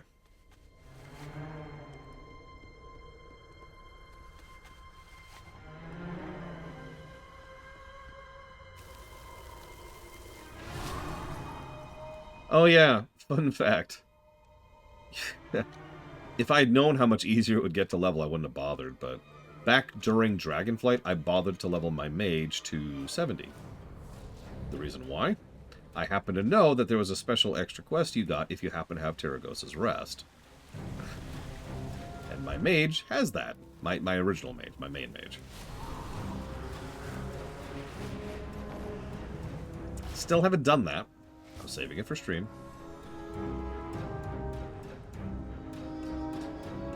I haven't even gotten to start either of the legendary chains in Dragonflight, and I do want both of them. One of which I've never gotten to drop, thanks Fyrak. The other one is requires you to be playing an Evoker, and I think you know the problem with that.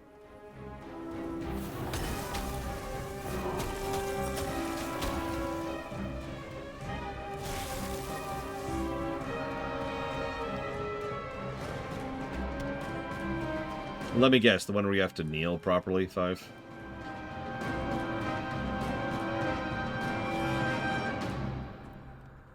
Yeah, the axe from Fyrak. The, hang on, I'll just pull it up really quick here. Let's see, Virgicil, warrior. Oh, I even leveled my warrior to start this chain. Is that it? No, not the Curio. I swear there's like a thing that drops this. Or like a quest that drops this.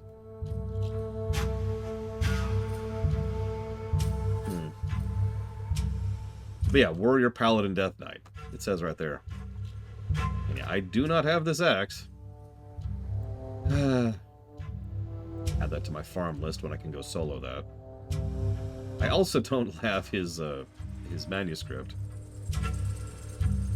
Oh, okay, so the quest starts after the axe. Okay, that makes sense.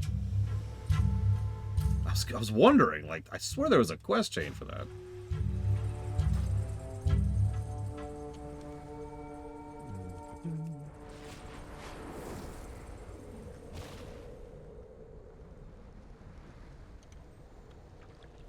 I actually did quite a bit of Dragonflight, because we rather enjoyed Dragonflight. Funny how that works out. The expansions we tend to like, we tend to do more of the content of. Me and Pax, I don't know about people in general.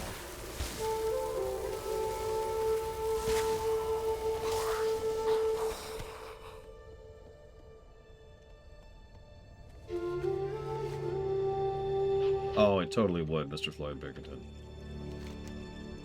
But as you saw, Warrior Death Knight Paladin only. Normally I'm not a violent dwarf, but I ain't about to sit down to be turned into a bush. And I ain't about to let others do the same. Is it still twitching? I think it's all still twitching. I'm so full, I can't even swing an axe even if I had one. Tell you what, we got a mutual interest here. I need your help with getting a little vengeance, and in return, I'll point you in the right direction for getting a secret weapon. Or you can just tell me and I'll kill them anyways. God, dude, it doesn't have to be quid pro pro.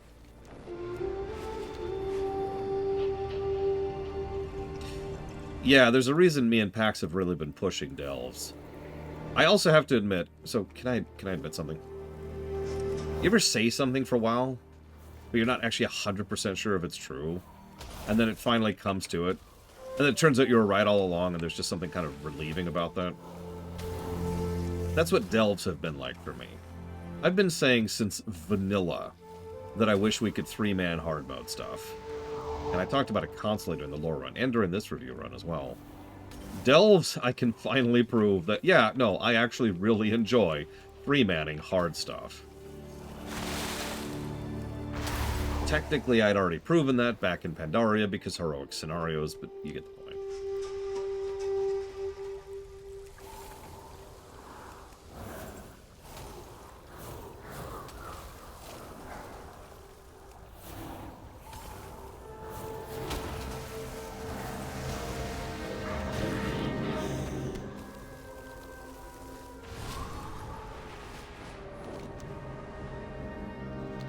Soloing hard stuff is cool too, but you know me, I like to group.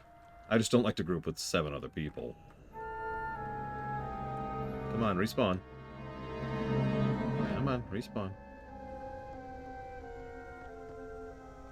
Please?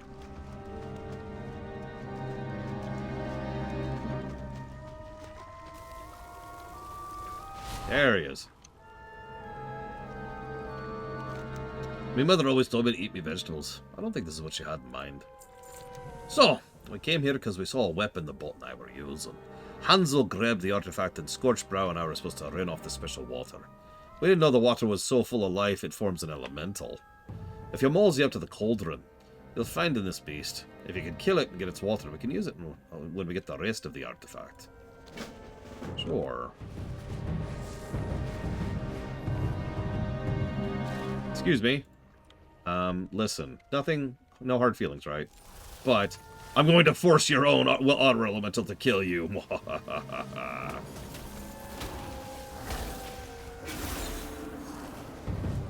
Please stop doing that. Thank you.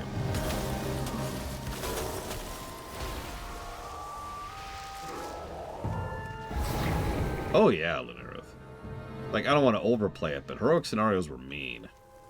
One of the most common things that players would do is they'd hop into a heroic scenario and be like, alright, let's go pull this thing, and then they would die. You know how scenarios are class agnostic, or I guess I should say role agnostic? You probably want a healer, and you possibly want a tank for heroic scenarios. That's another Mega Man 8 song. I blame Mira.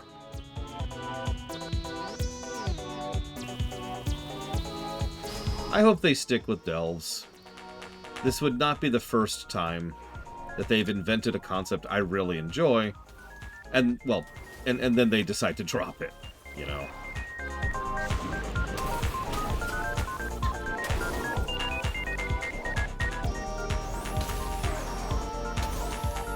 The good news, I say this with a little bit of derision and toxicity, but the good news is delves are tied into endgame loot progression.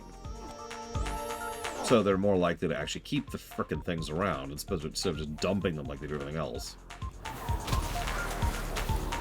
Like, I'm sorry. I liked Expeditions, I liked Warfronts, and I liked Torghast. I also liked scenarios and heroic scenarios. I could probably keep going if I really thought about that for a second.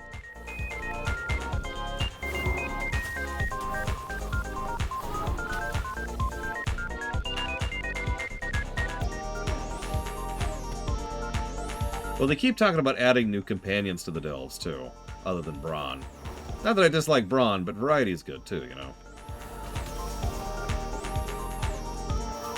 Oh, you're more than welcome to join me, Braven, because remember, Torghast is mandatory at least once.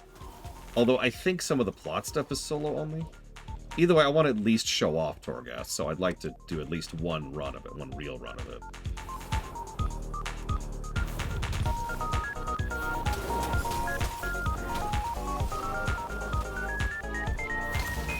I know, Tyr. Expeditions were so cool.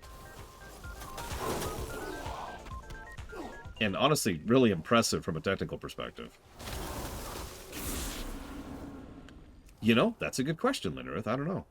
I guess we'll find out, won't we?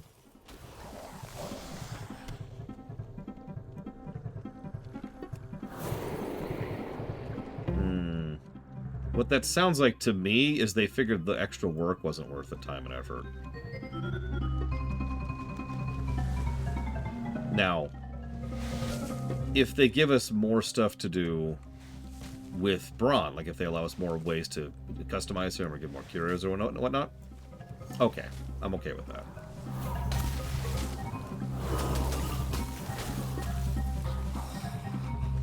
Apparently Braun's getting a tank spec, so they're already going to... Listen, all I'm saying is I am beaming directly into Blizzard. Blizzard, hear my thoughts. Do as I command. The Lich King. I mean, some random streamer wills it.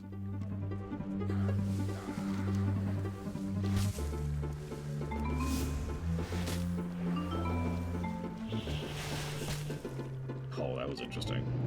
Still worked.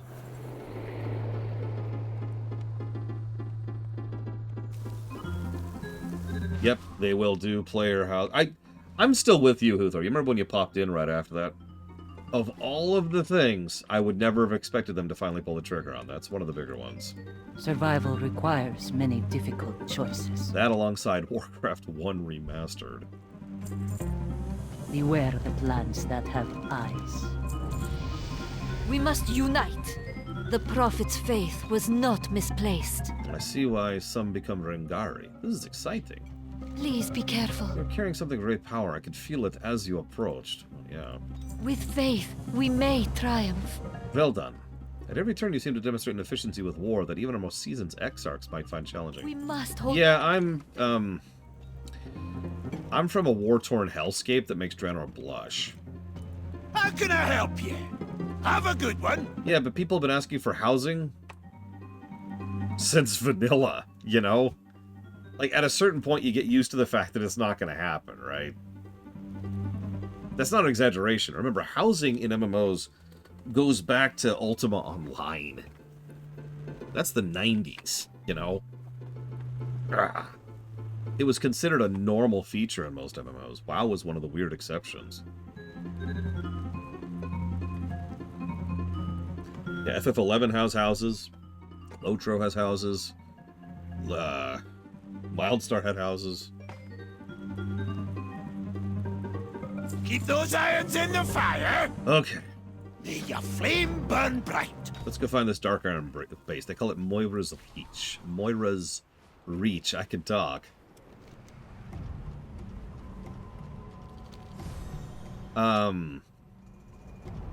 There's no story there, right, Huthor? Like, it's just you show up and they're like, you're cool, have some armor. Because I have this vague memory of that being true. Yeah, so you thought I was joking. They're building a whole freaking Dwarven base in Draenor. Sure.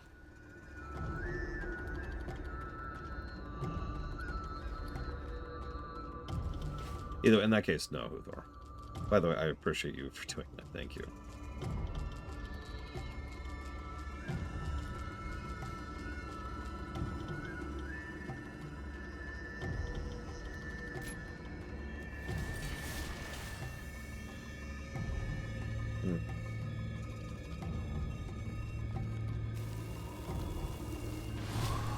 No, we haven't fixed flying. Go to hell. But sir, please, I'd like to fly. No! No flight. Hey, Hansel, you okay? What's on your mind? Mother, aren't you a sight for sore eyes? I didn't think anyone friendly was coming for me. We found an artifact that seemed pretty handy against the locals in the area. Then those acid-mouthed, really Polish showed up. Started eating everything. Help me up, we can get to it. Be good. When the Gorian attacked, we threw everything we had at them, but they just kept coming. So some of the lads went and stole a fancy artifact from the Botany. Problem is we couldn't get it to work. Now the artifact's sitting at the bottom of the bastion. To get it, you have to go all the way to the back of the tunnels. If you retrieve it, it's yours. Off with you. Watch Sure. Off with you. Those beasts came at us so fast we didn't have time to mount a proper defense. Poor Hansel. Him and his thick sausages. It's okay, it's probably a lot more humid here. When we set up shop, the first thing we built was the cannon. Seems like a good place for it. We started building the base up around it when the chomping, acid-spitting varmints came crawling out of the ground. The upside, though, is the cannon's built, just not loaded. You have to go all the way to the bottom floor, so you might as well grab some doom shot if you see any. Better to load the cannon not need it than to need it not have it loaded. Be good. Yeah, there are several, if I'm remembering how this works, there are several allied quest unlock quests. Allied race unlock quests that I will not be able to show you because I've already done them. In fact, I've done all of them. With one very notable exception.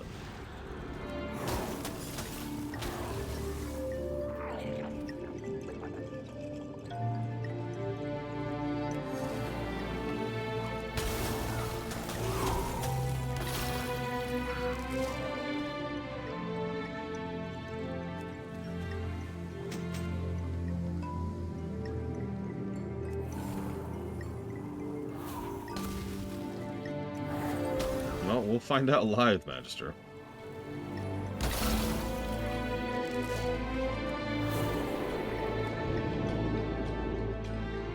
Yep, we've transitioned to Zandala. Zandala forever. Yeah, my friend Pax actually did some tech tests to verify that the Earthen one is repeatable. So when we get to War Within, we're going to do things a little bit strangely. I do appreciate you, Guthor. Thank you.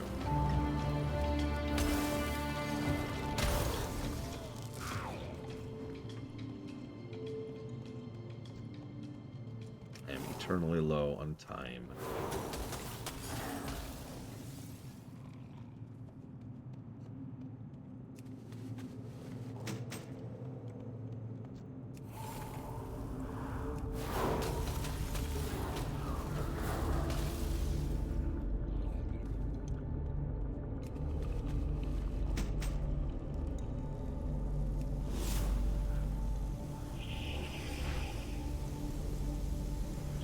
Past all these.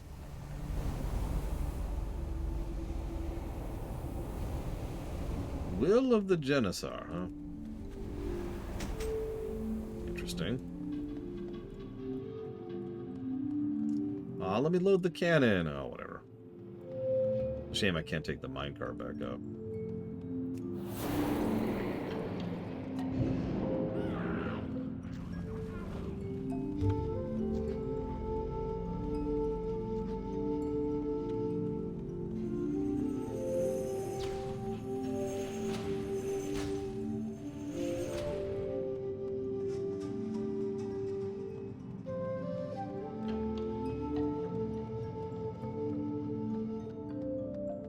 You got my attention. Off with you. You give me Blackrock orcs, trogs, evil leper gnomes would be fine, but these acid-munching beasts are the death of us. Watch your back. You got the ammo. Off with you. I don't. Hope we don't need to fire the big gun. I kinda hope we fire the big gun. Watch your back.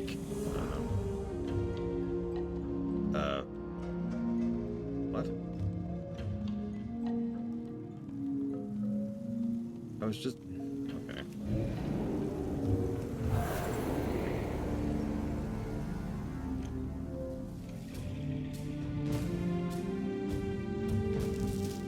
And it never will make a Skullman Spockman. I mean, what's it gonna hit?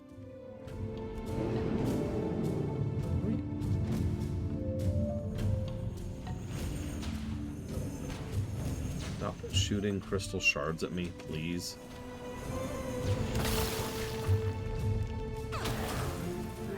It would be funny if they do finally bring that stupid gun in the future. Interest you on a pint? It's not fun to this place. If the plants ain't trying to kill you, then the ground's trying to swallow you up. Be good. Yeah, that artifact was useful till it ran out of juice. Hopefully you got some seeds and water for it. Off with you. Did you hear that? Sounds like the Genosaur wants its will back. Told you this place is nothing but bad luck.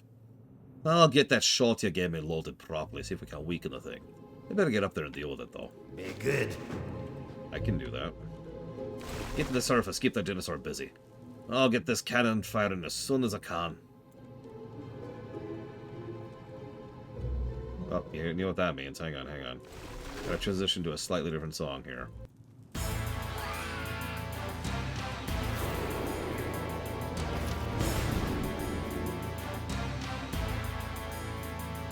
Oi, Commander, the Genosaur found us. The lasses outside are trying to keep it at bay. They're gonna need your help. Going.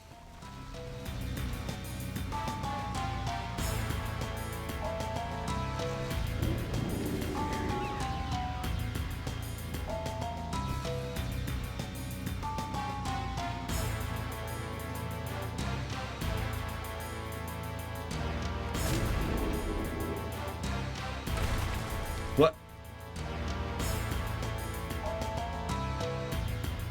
I don't remember that being a one-shot from the big cannon. That's a little anticlimactic. We did it! Seriously, I don't remember that happening that way.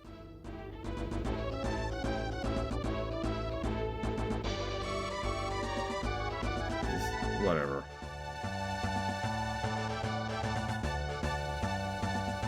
Anyways.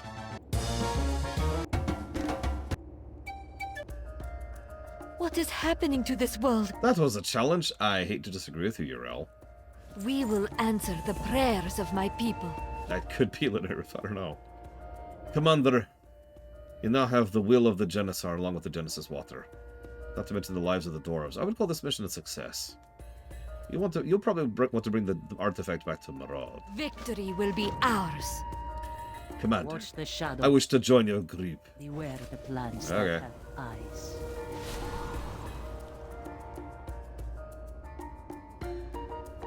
Okay, so...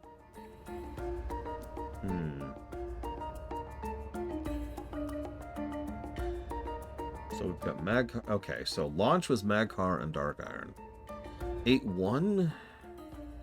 Okay, Blood Elf. Yeah, okay, that tracks, that tracks. And then Kultiran and Zandalari, excuse me. And then Gnome and Tauren. That's a weird combo. And Volpera, Mechanum, Goblin, and Worgen. Then Human Orc, Night Elf, Forsaken, Children. Okay, awesome. Thank you, Uthor. I will make a local copy of this very quickly. Which we'll put right here. There we go. No, I noticed, Uthor. I noticed the total absence of anything in Shadowlands. Christ. I actually wonder if, in the way we do things, Shadowlands might actually be shorter than Draenor. Because if there's going to be a short expansion, it's going to be Draenor, right? I mean, we're probably at about the halfway point at this point.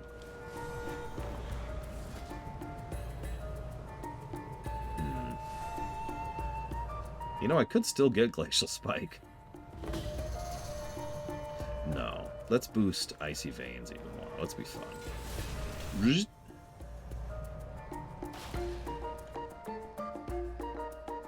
Also, hi, Anastasia. Let us speak. Well done, Commander. Many of the orcs have tried to master the power of the Genosaur, but I've never heard of anyone reaching any level of success. This should provide substantial reward in the days ahead. We must not fail.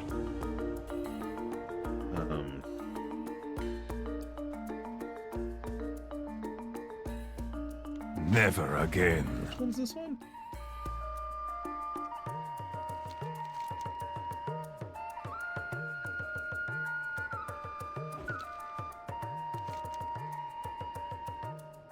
Oh, okay. I know what this step is.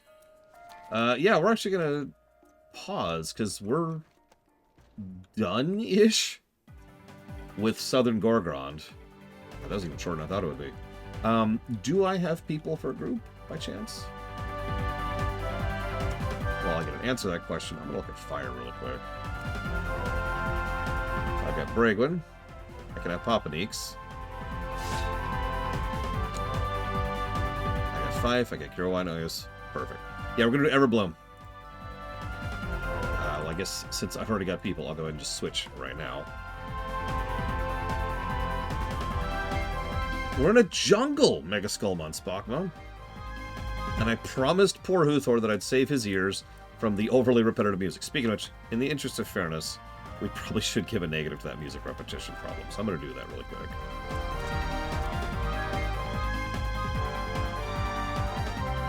I remember doing this dungeon on... I actually have a really bad memory of doing this dungeon on Mythic. But it's kind of a weird bad memory. I'm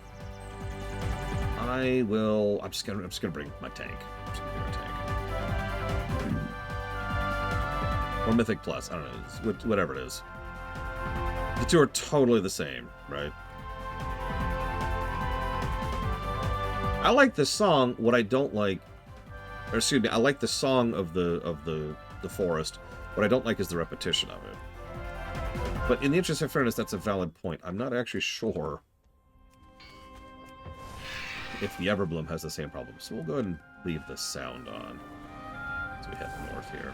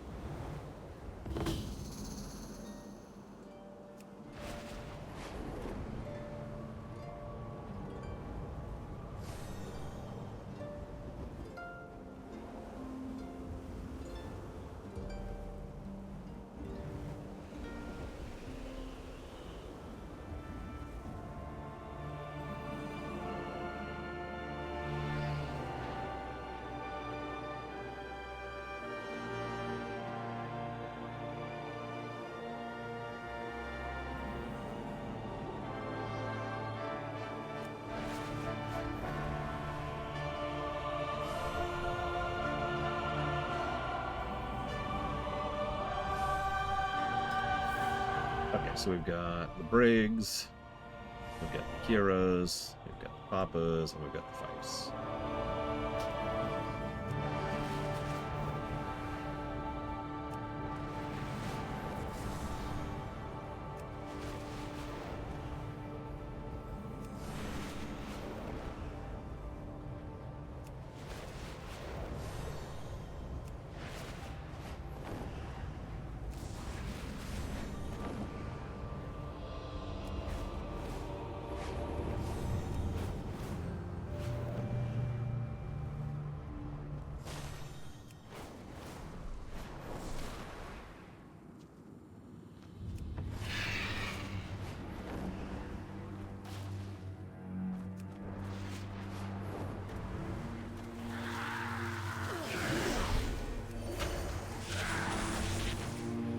Which side did you do your?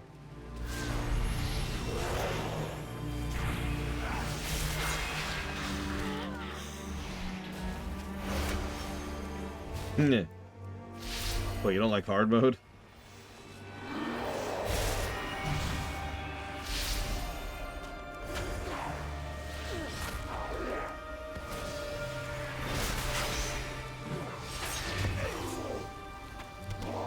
Okay.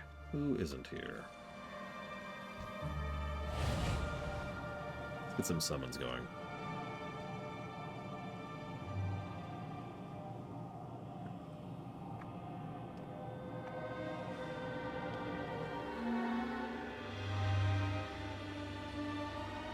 And I guess that's actually everyone?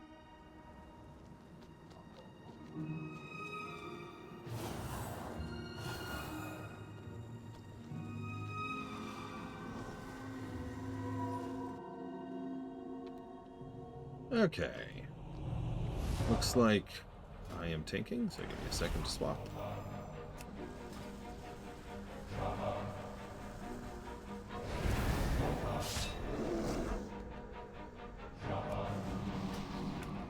So, I was doing this on my Demon Hunter. I was actually a little bit undergeared. So I was being a little bit on the cautious side. Naturally, there's a timer involved, all kinds of things like that, but we were well ahead of it. This one jackass... I did actually make a legitimate mistake on this trash pack right here. One right in front of us. Uh-oh. Hang on. Fragrance making me prove I know how to tank here. Hang on a sec.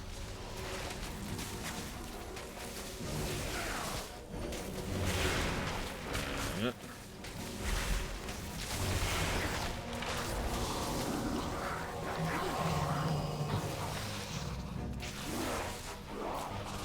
So I made a mistake, and I did actually just make a legitimate mistake. I don't remember what the mistake was, to be honest with you. It was a simple little thing. So, that was a screw-up. My part. Whoops, my bad. I even owned up to it in chat, which I always do. One of the DPS immediately started ragging on us. I should mention, I was tanking and my sister was healing. So, you know, we had total control over the group. Granted, this is a Mythic Plus, so if he decided to bail, we're screwed. But he never did. And we smashed through the entire rest of the dungeon without issue. With one weird exception. This guy would not stop insulting me the entire dungeon. It was the weirdest damn thing. Like, he was inventing insults. To just be like, oh, you know. Some people, oh my god, what's that gearing? What are you doing with that gearing? I don't even understand. Have you ever even played this game before? Did you buy your account?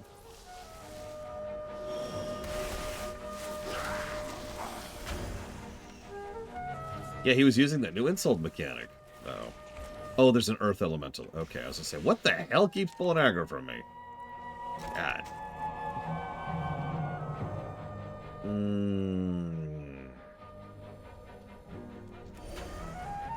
Yeah, no, I kind of let it go. I never responded. Not once. God, freaking earth elemental. You can have that. I'm out. Peace. You know me. I usually don't respond to stuff like that. So, I just kind of let him keep railing. But that's the thing. He never shut up about it. The whole dungeon. We did a successful run, and we +4'd. He will awaken. I want to say. Something like that. So, it was a pretty solid run. Especially considering how undergeared I was.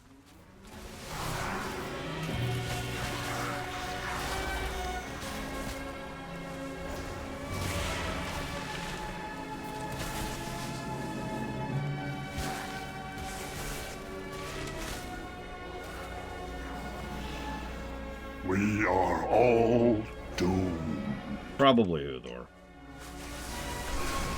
And those people can suck a lemon. I was just there to have fun. Like, I mentioned I did a bunch of Mythic Plusing and Dragonflight. I never got anything out of it other than fun. I actually rather enjoyed doing it. But I never got a single piece of gear. Literally, not one piece of gear. We have not yet purified the water. Being arranged. I never got one piece of gear. I never got any achievements of note. It was just fun.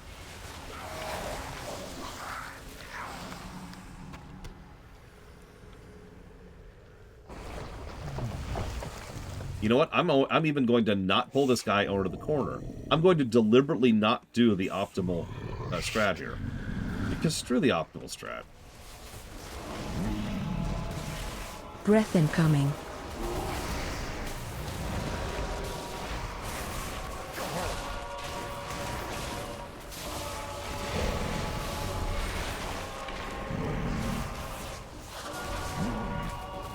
Global ignore list? Do elaborate here.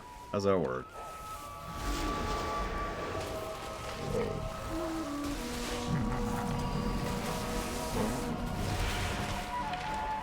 So you probably can't tell what's going on. He has a breath attack, but then he also puts out these little patches of crap. Now, if any of the water reaches those crap, they generate ads. And all this water can be damaged and all the water that reaches him will restore him. While he's brittle, he takes extra damage. Double damage. He just sits there taking the extra damage. So, usually what happens is one person, in this case it's the tank, that'd be me, continues pouring fire into him, while everyone else is killing the ads, so we keep having more time to kill him. Ooh, nice tier. I might have to grab that.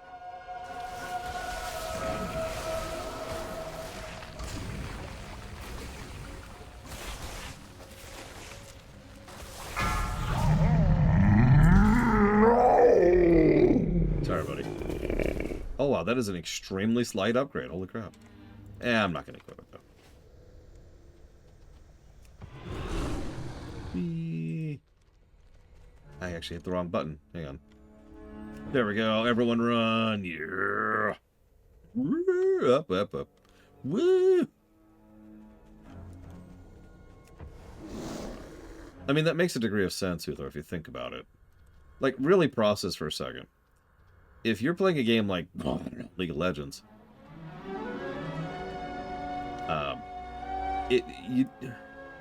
League of Legends is actually a bad example of this, but there's a logic behind a developer caring about making sure that their players aren't being dicks to each other.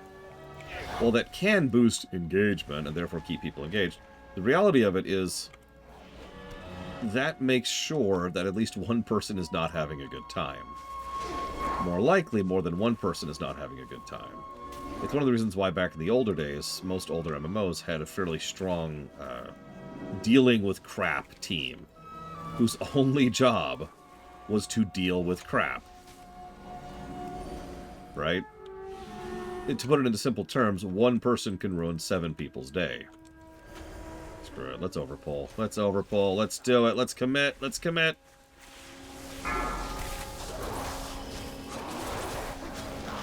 I'm a little surprised by that too, actually, Huthor, to be quite honest with you. One of those pleasantly surprised, but I'm still surprised. I'm barely getting damaged.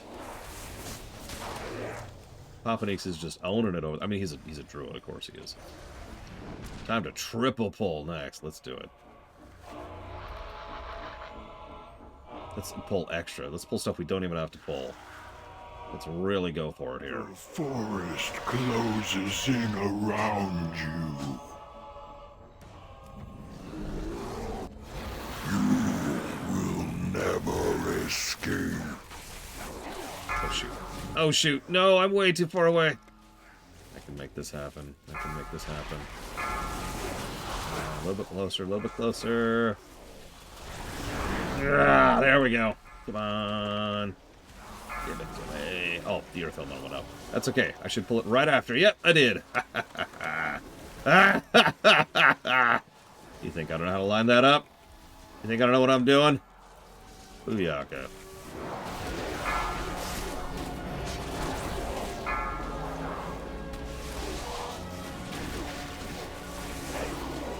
Yeah, meanwhile, Papanix is falling asleep over there. I only burned a quarter of his mana there. That was a quintuple pull, by the way. Or, sorry, quadruple.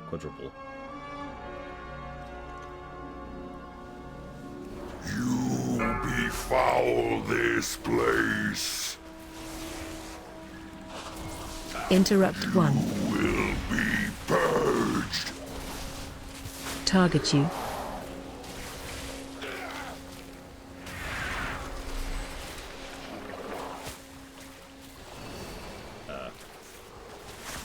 Come on. Interrupt 2. Will be purged. Nothing I can do about that. Target you. Oh, God, Interrupt I'm stunned. Yeah. I couldn't position that. There is a vote to kick system in WoW. In my experience, granted, I haven't really experienced that since Legion, but most players don't even look at the reason for vote to kicking. They just say, yep. Not always, though. I have seen vote to kicks fail. I'll give you a specific example.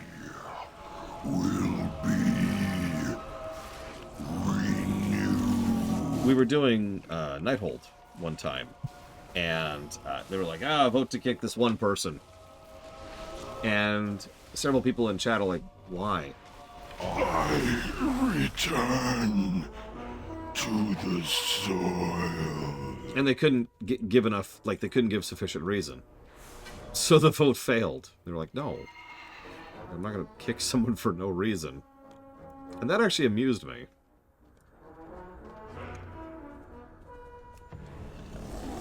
So this is gross. These are Kirin Tor mages with vines growing out of them. Zoom the camera out here for no particular reason. So there's that mechanic. Nice little tutorialization there for the boss. Like you do. Oh yeah, the Kirin Tor are here. So let's give that negative while we're at it. We've got the Kirin Tor here for very, very stupid reasons, so yeah.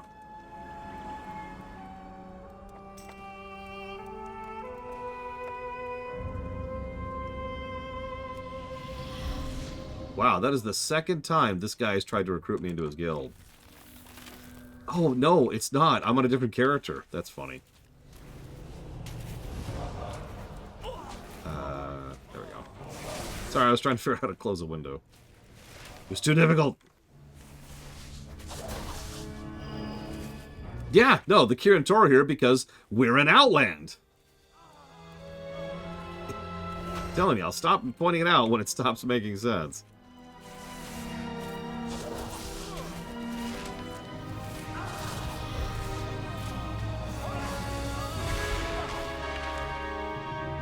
Actually, no, Magister. Oh, no.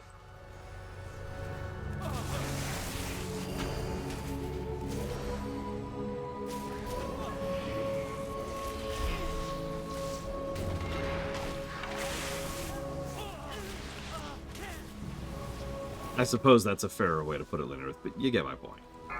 Doesn't change the meaning.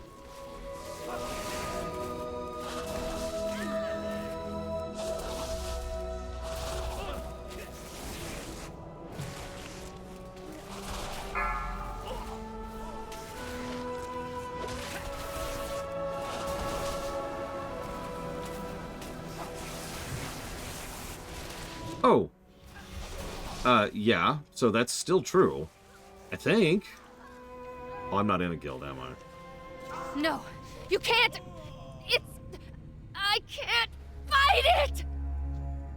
So, yeah, this is an Archmage who is completely infested with the botany. Flee! The vines! They control us all! Yes, fire! Fire will burn away the contagion! So, first we have step one. Fire everywhere. Fire does not work, as you can tell. I think she only has 2.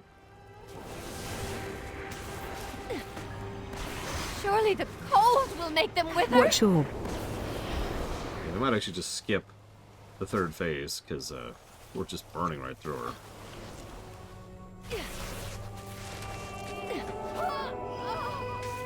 Burn my body. It's the only way to stop them. Maybe there's still time. The portal atop this outpost is a direct link to our world, to Stormwind. The Genisar. What Genisar are we talking? Oh my god, there's a Genisar over there. Oh, gotcha, Magister.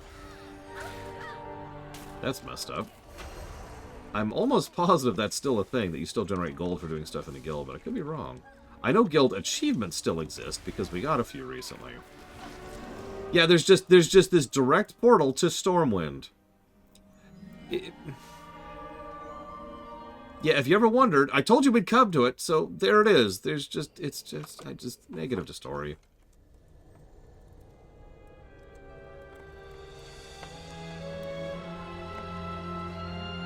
The portal is lost. We must stop this beast before it can 5, escape.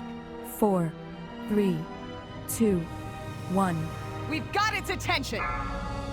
Shockwave.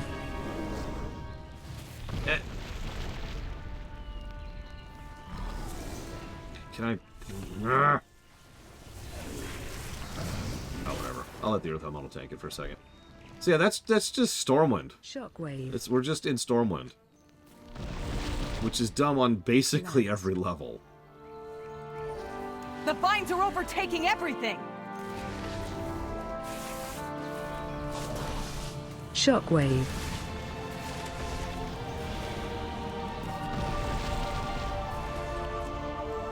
Run over the flowers. Then there's this thing where he just stands there and channels Genesis. I actually thought this was a cool mechanic. So you run around, hit the right button here, and run over these seedlings. Everyone that isn't run over, physically run over by the time he finishes channel, turns into a trash you have to deal with during the fight.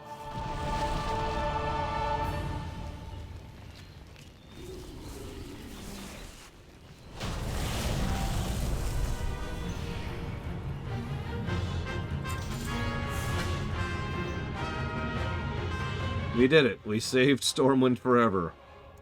Don't think about it.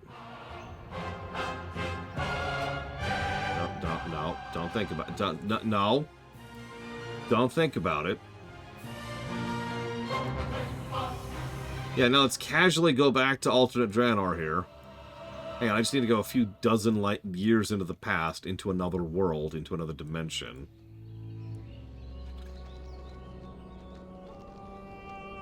I like this dungeon for what it's worth, but man, really?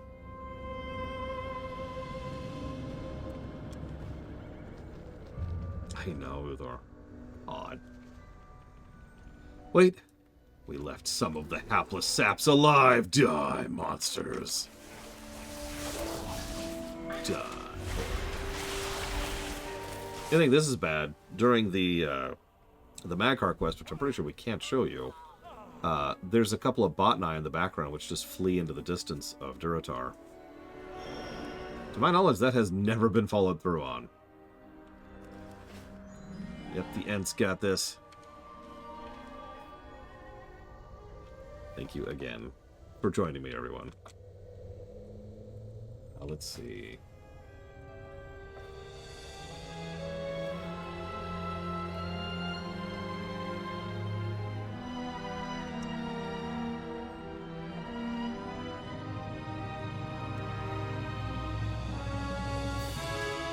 Actually, no, Kira White Noise.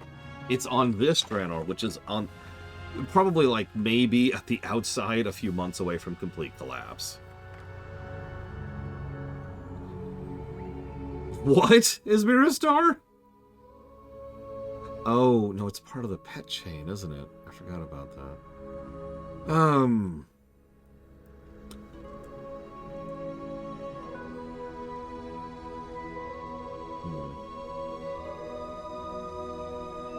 I'm gonna go ahead and call it here, I think.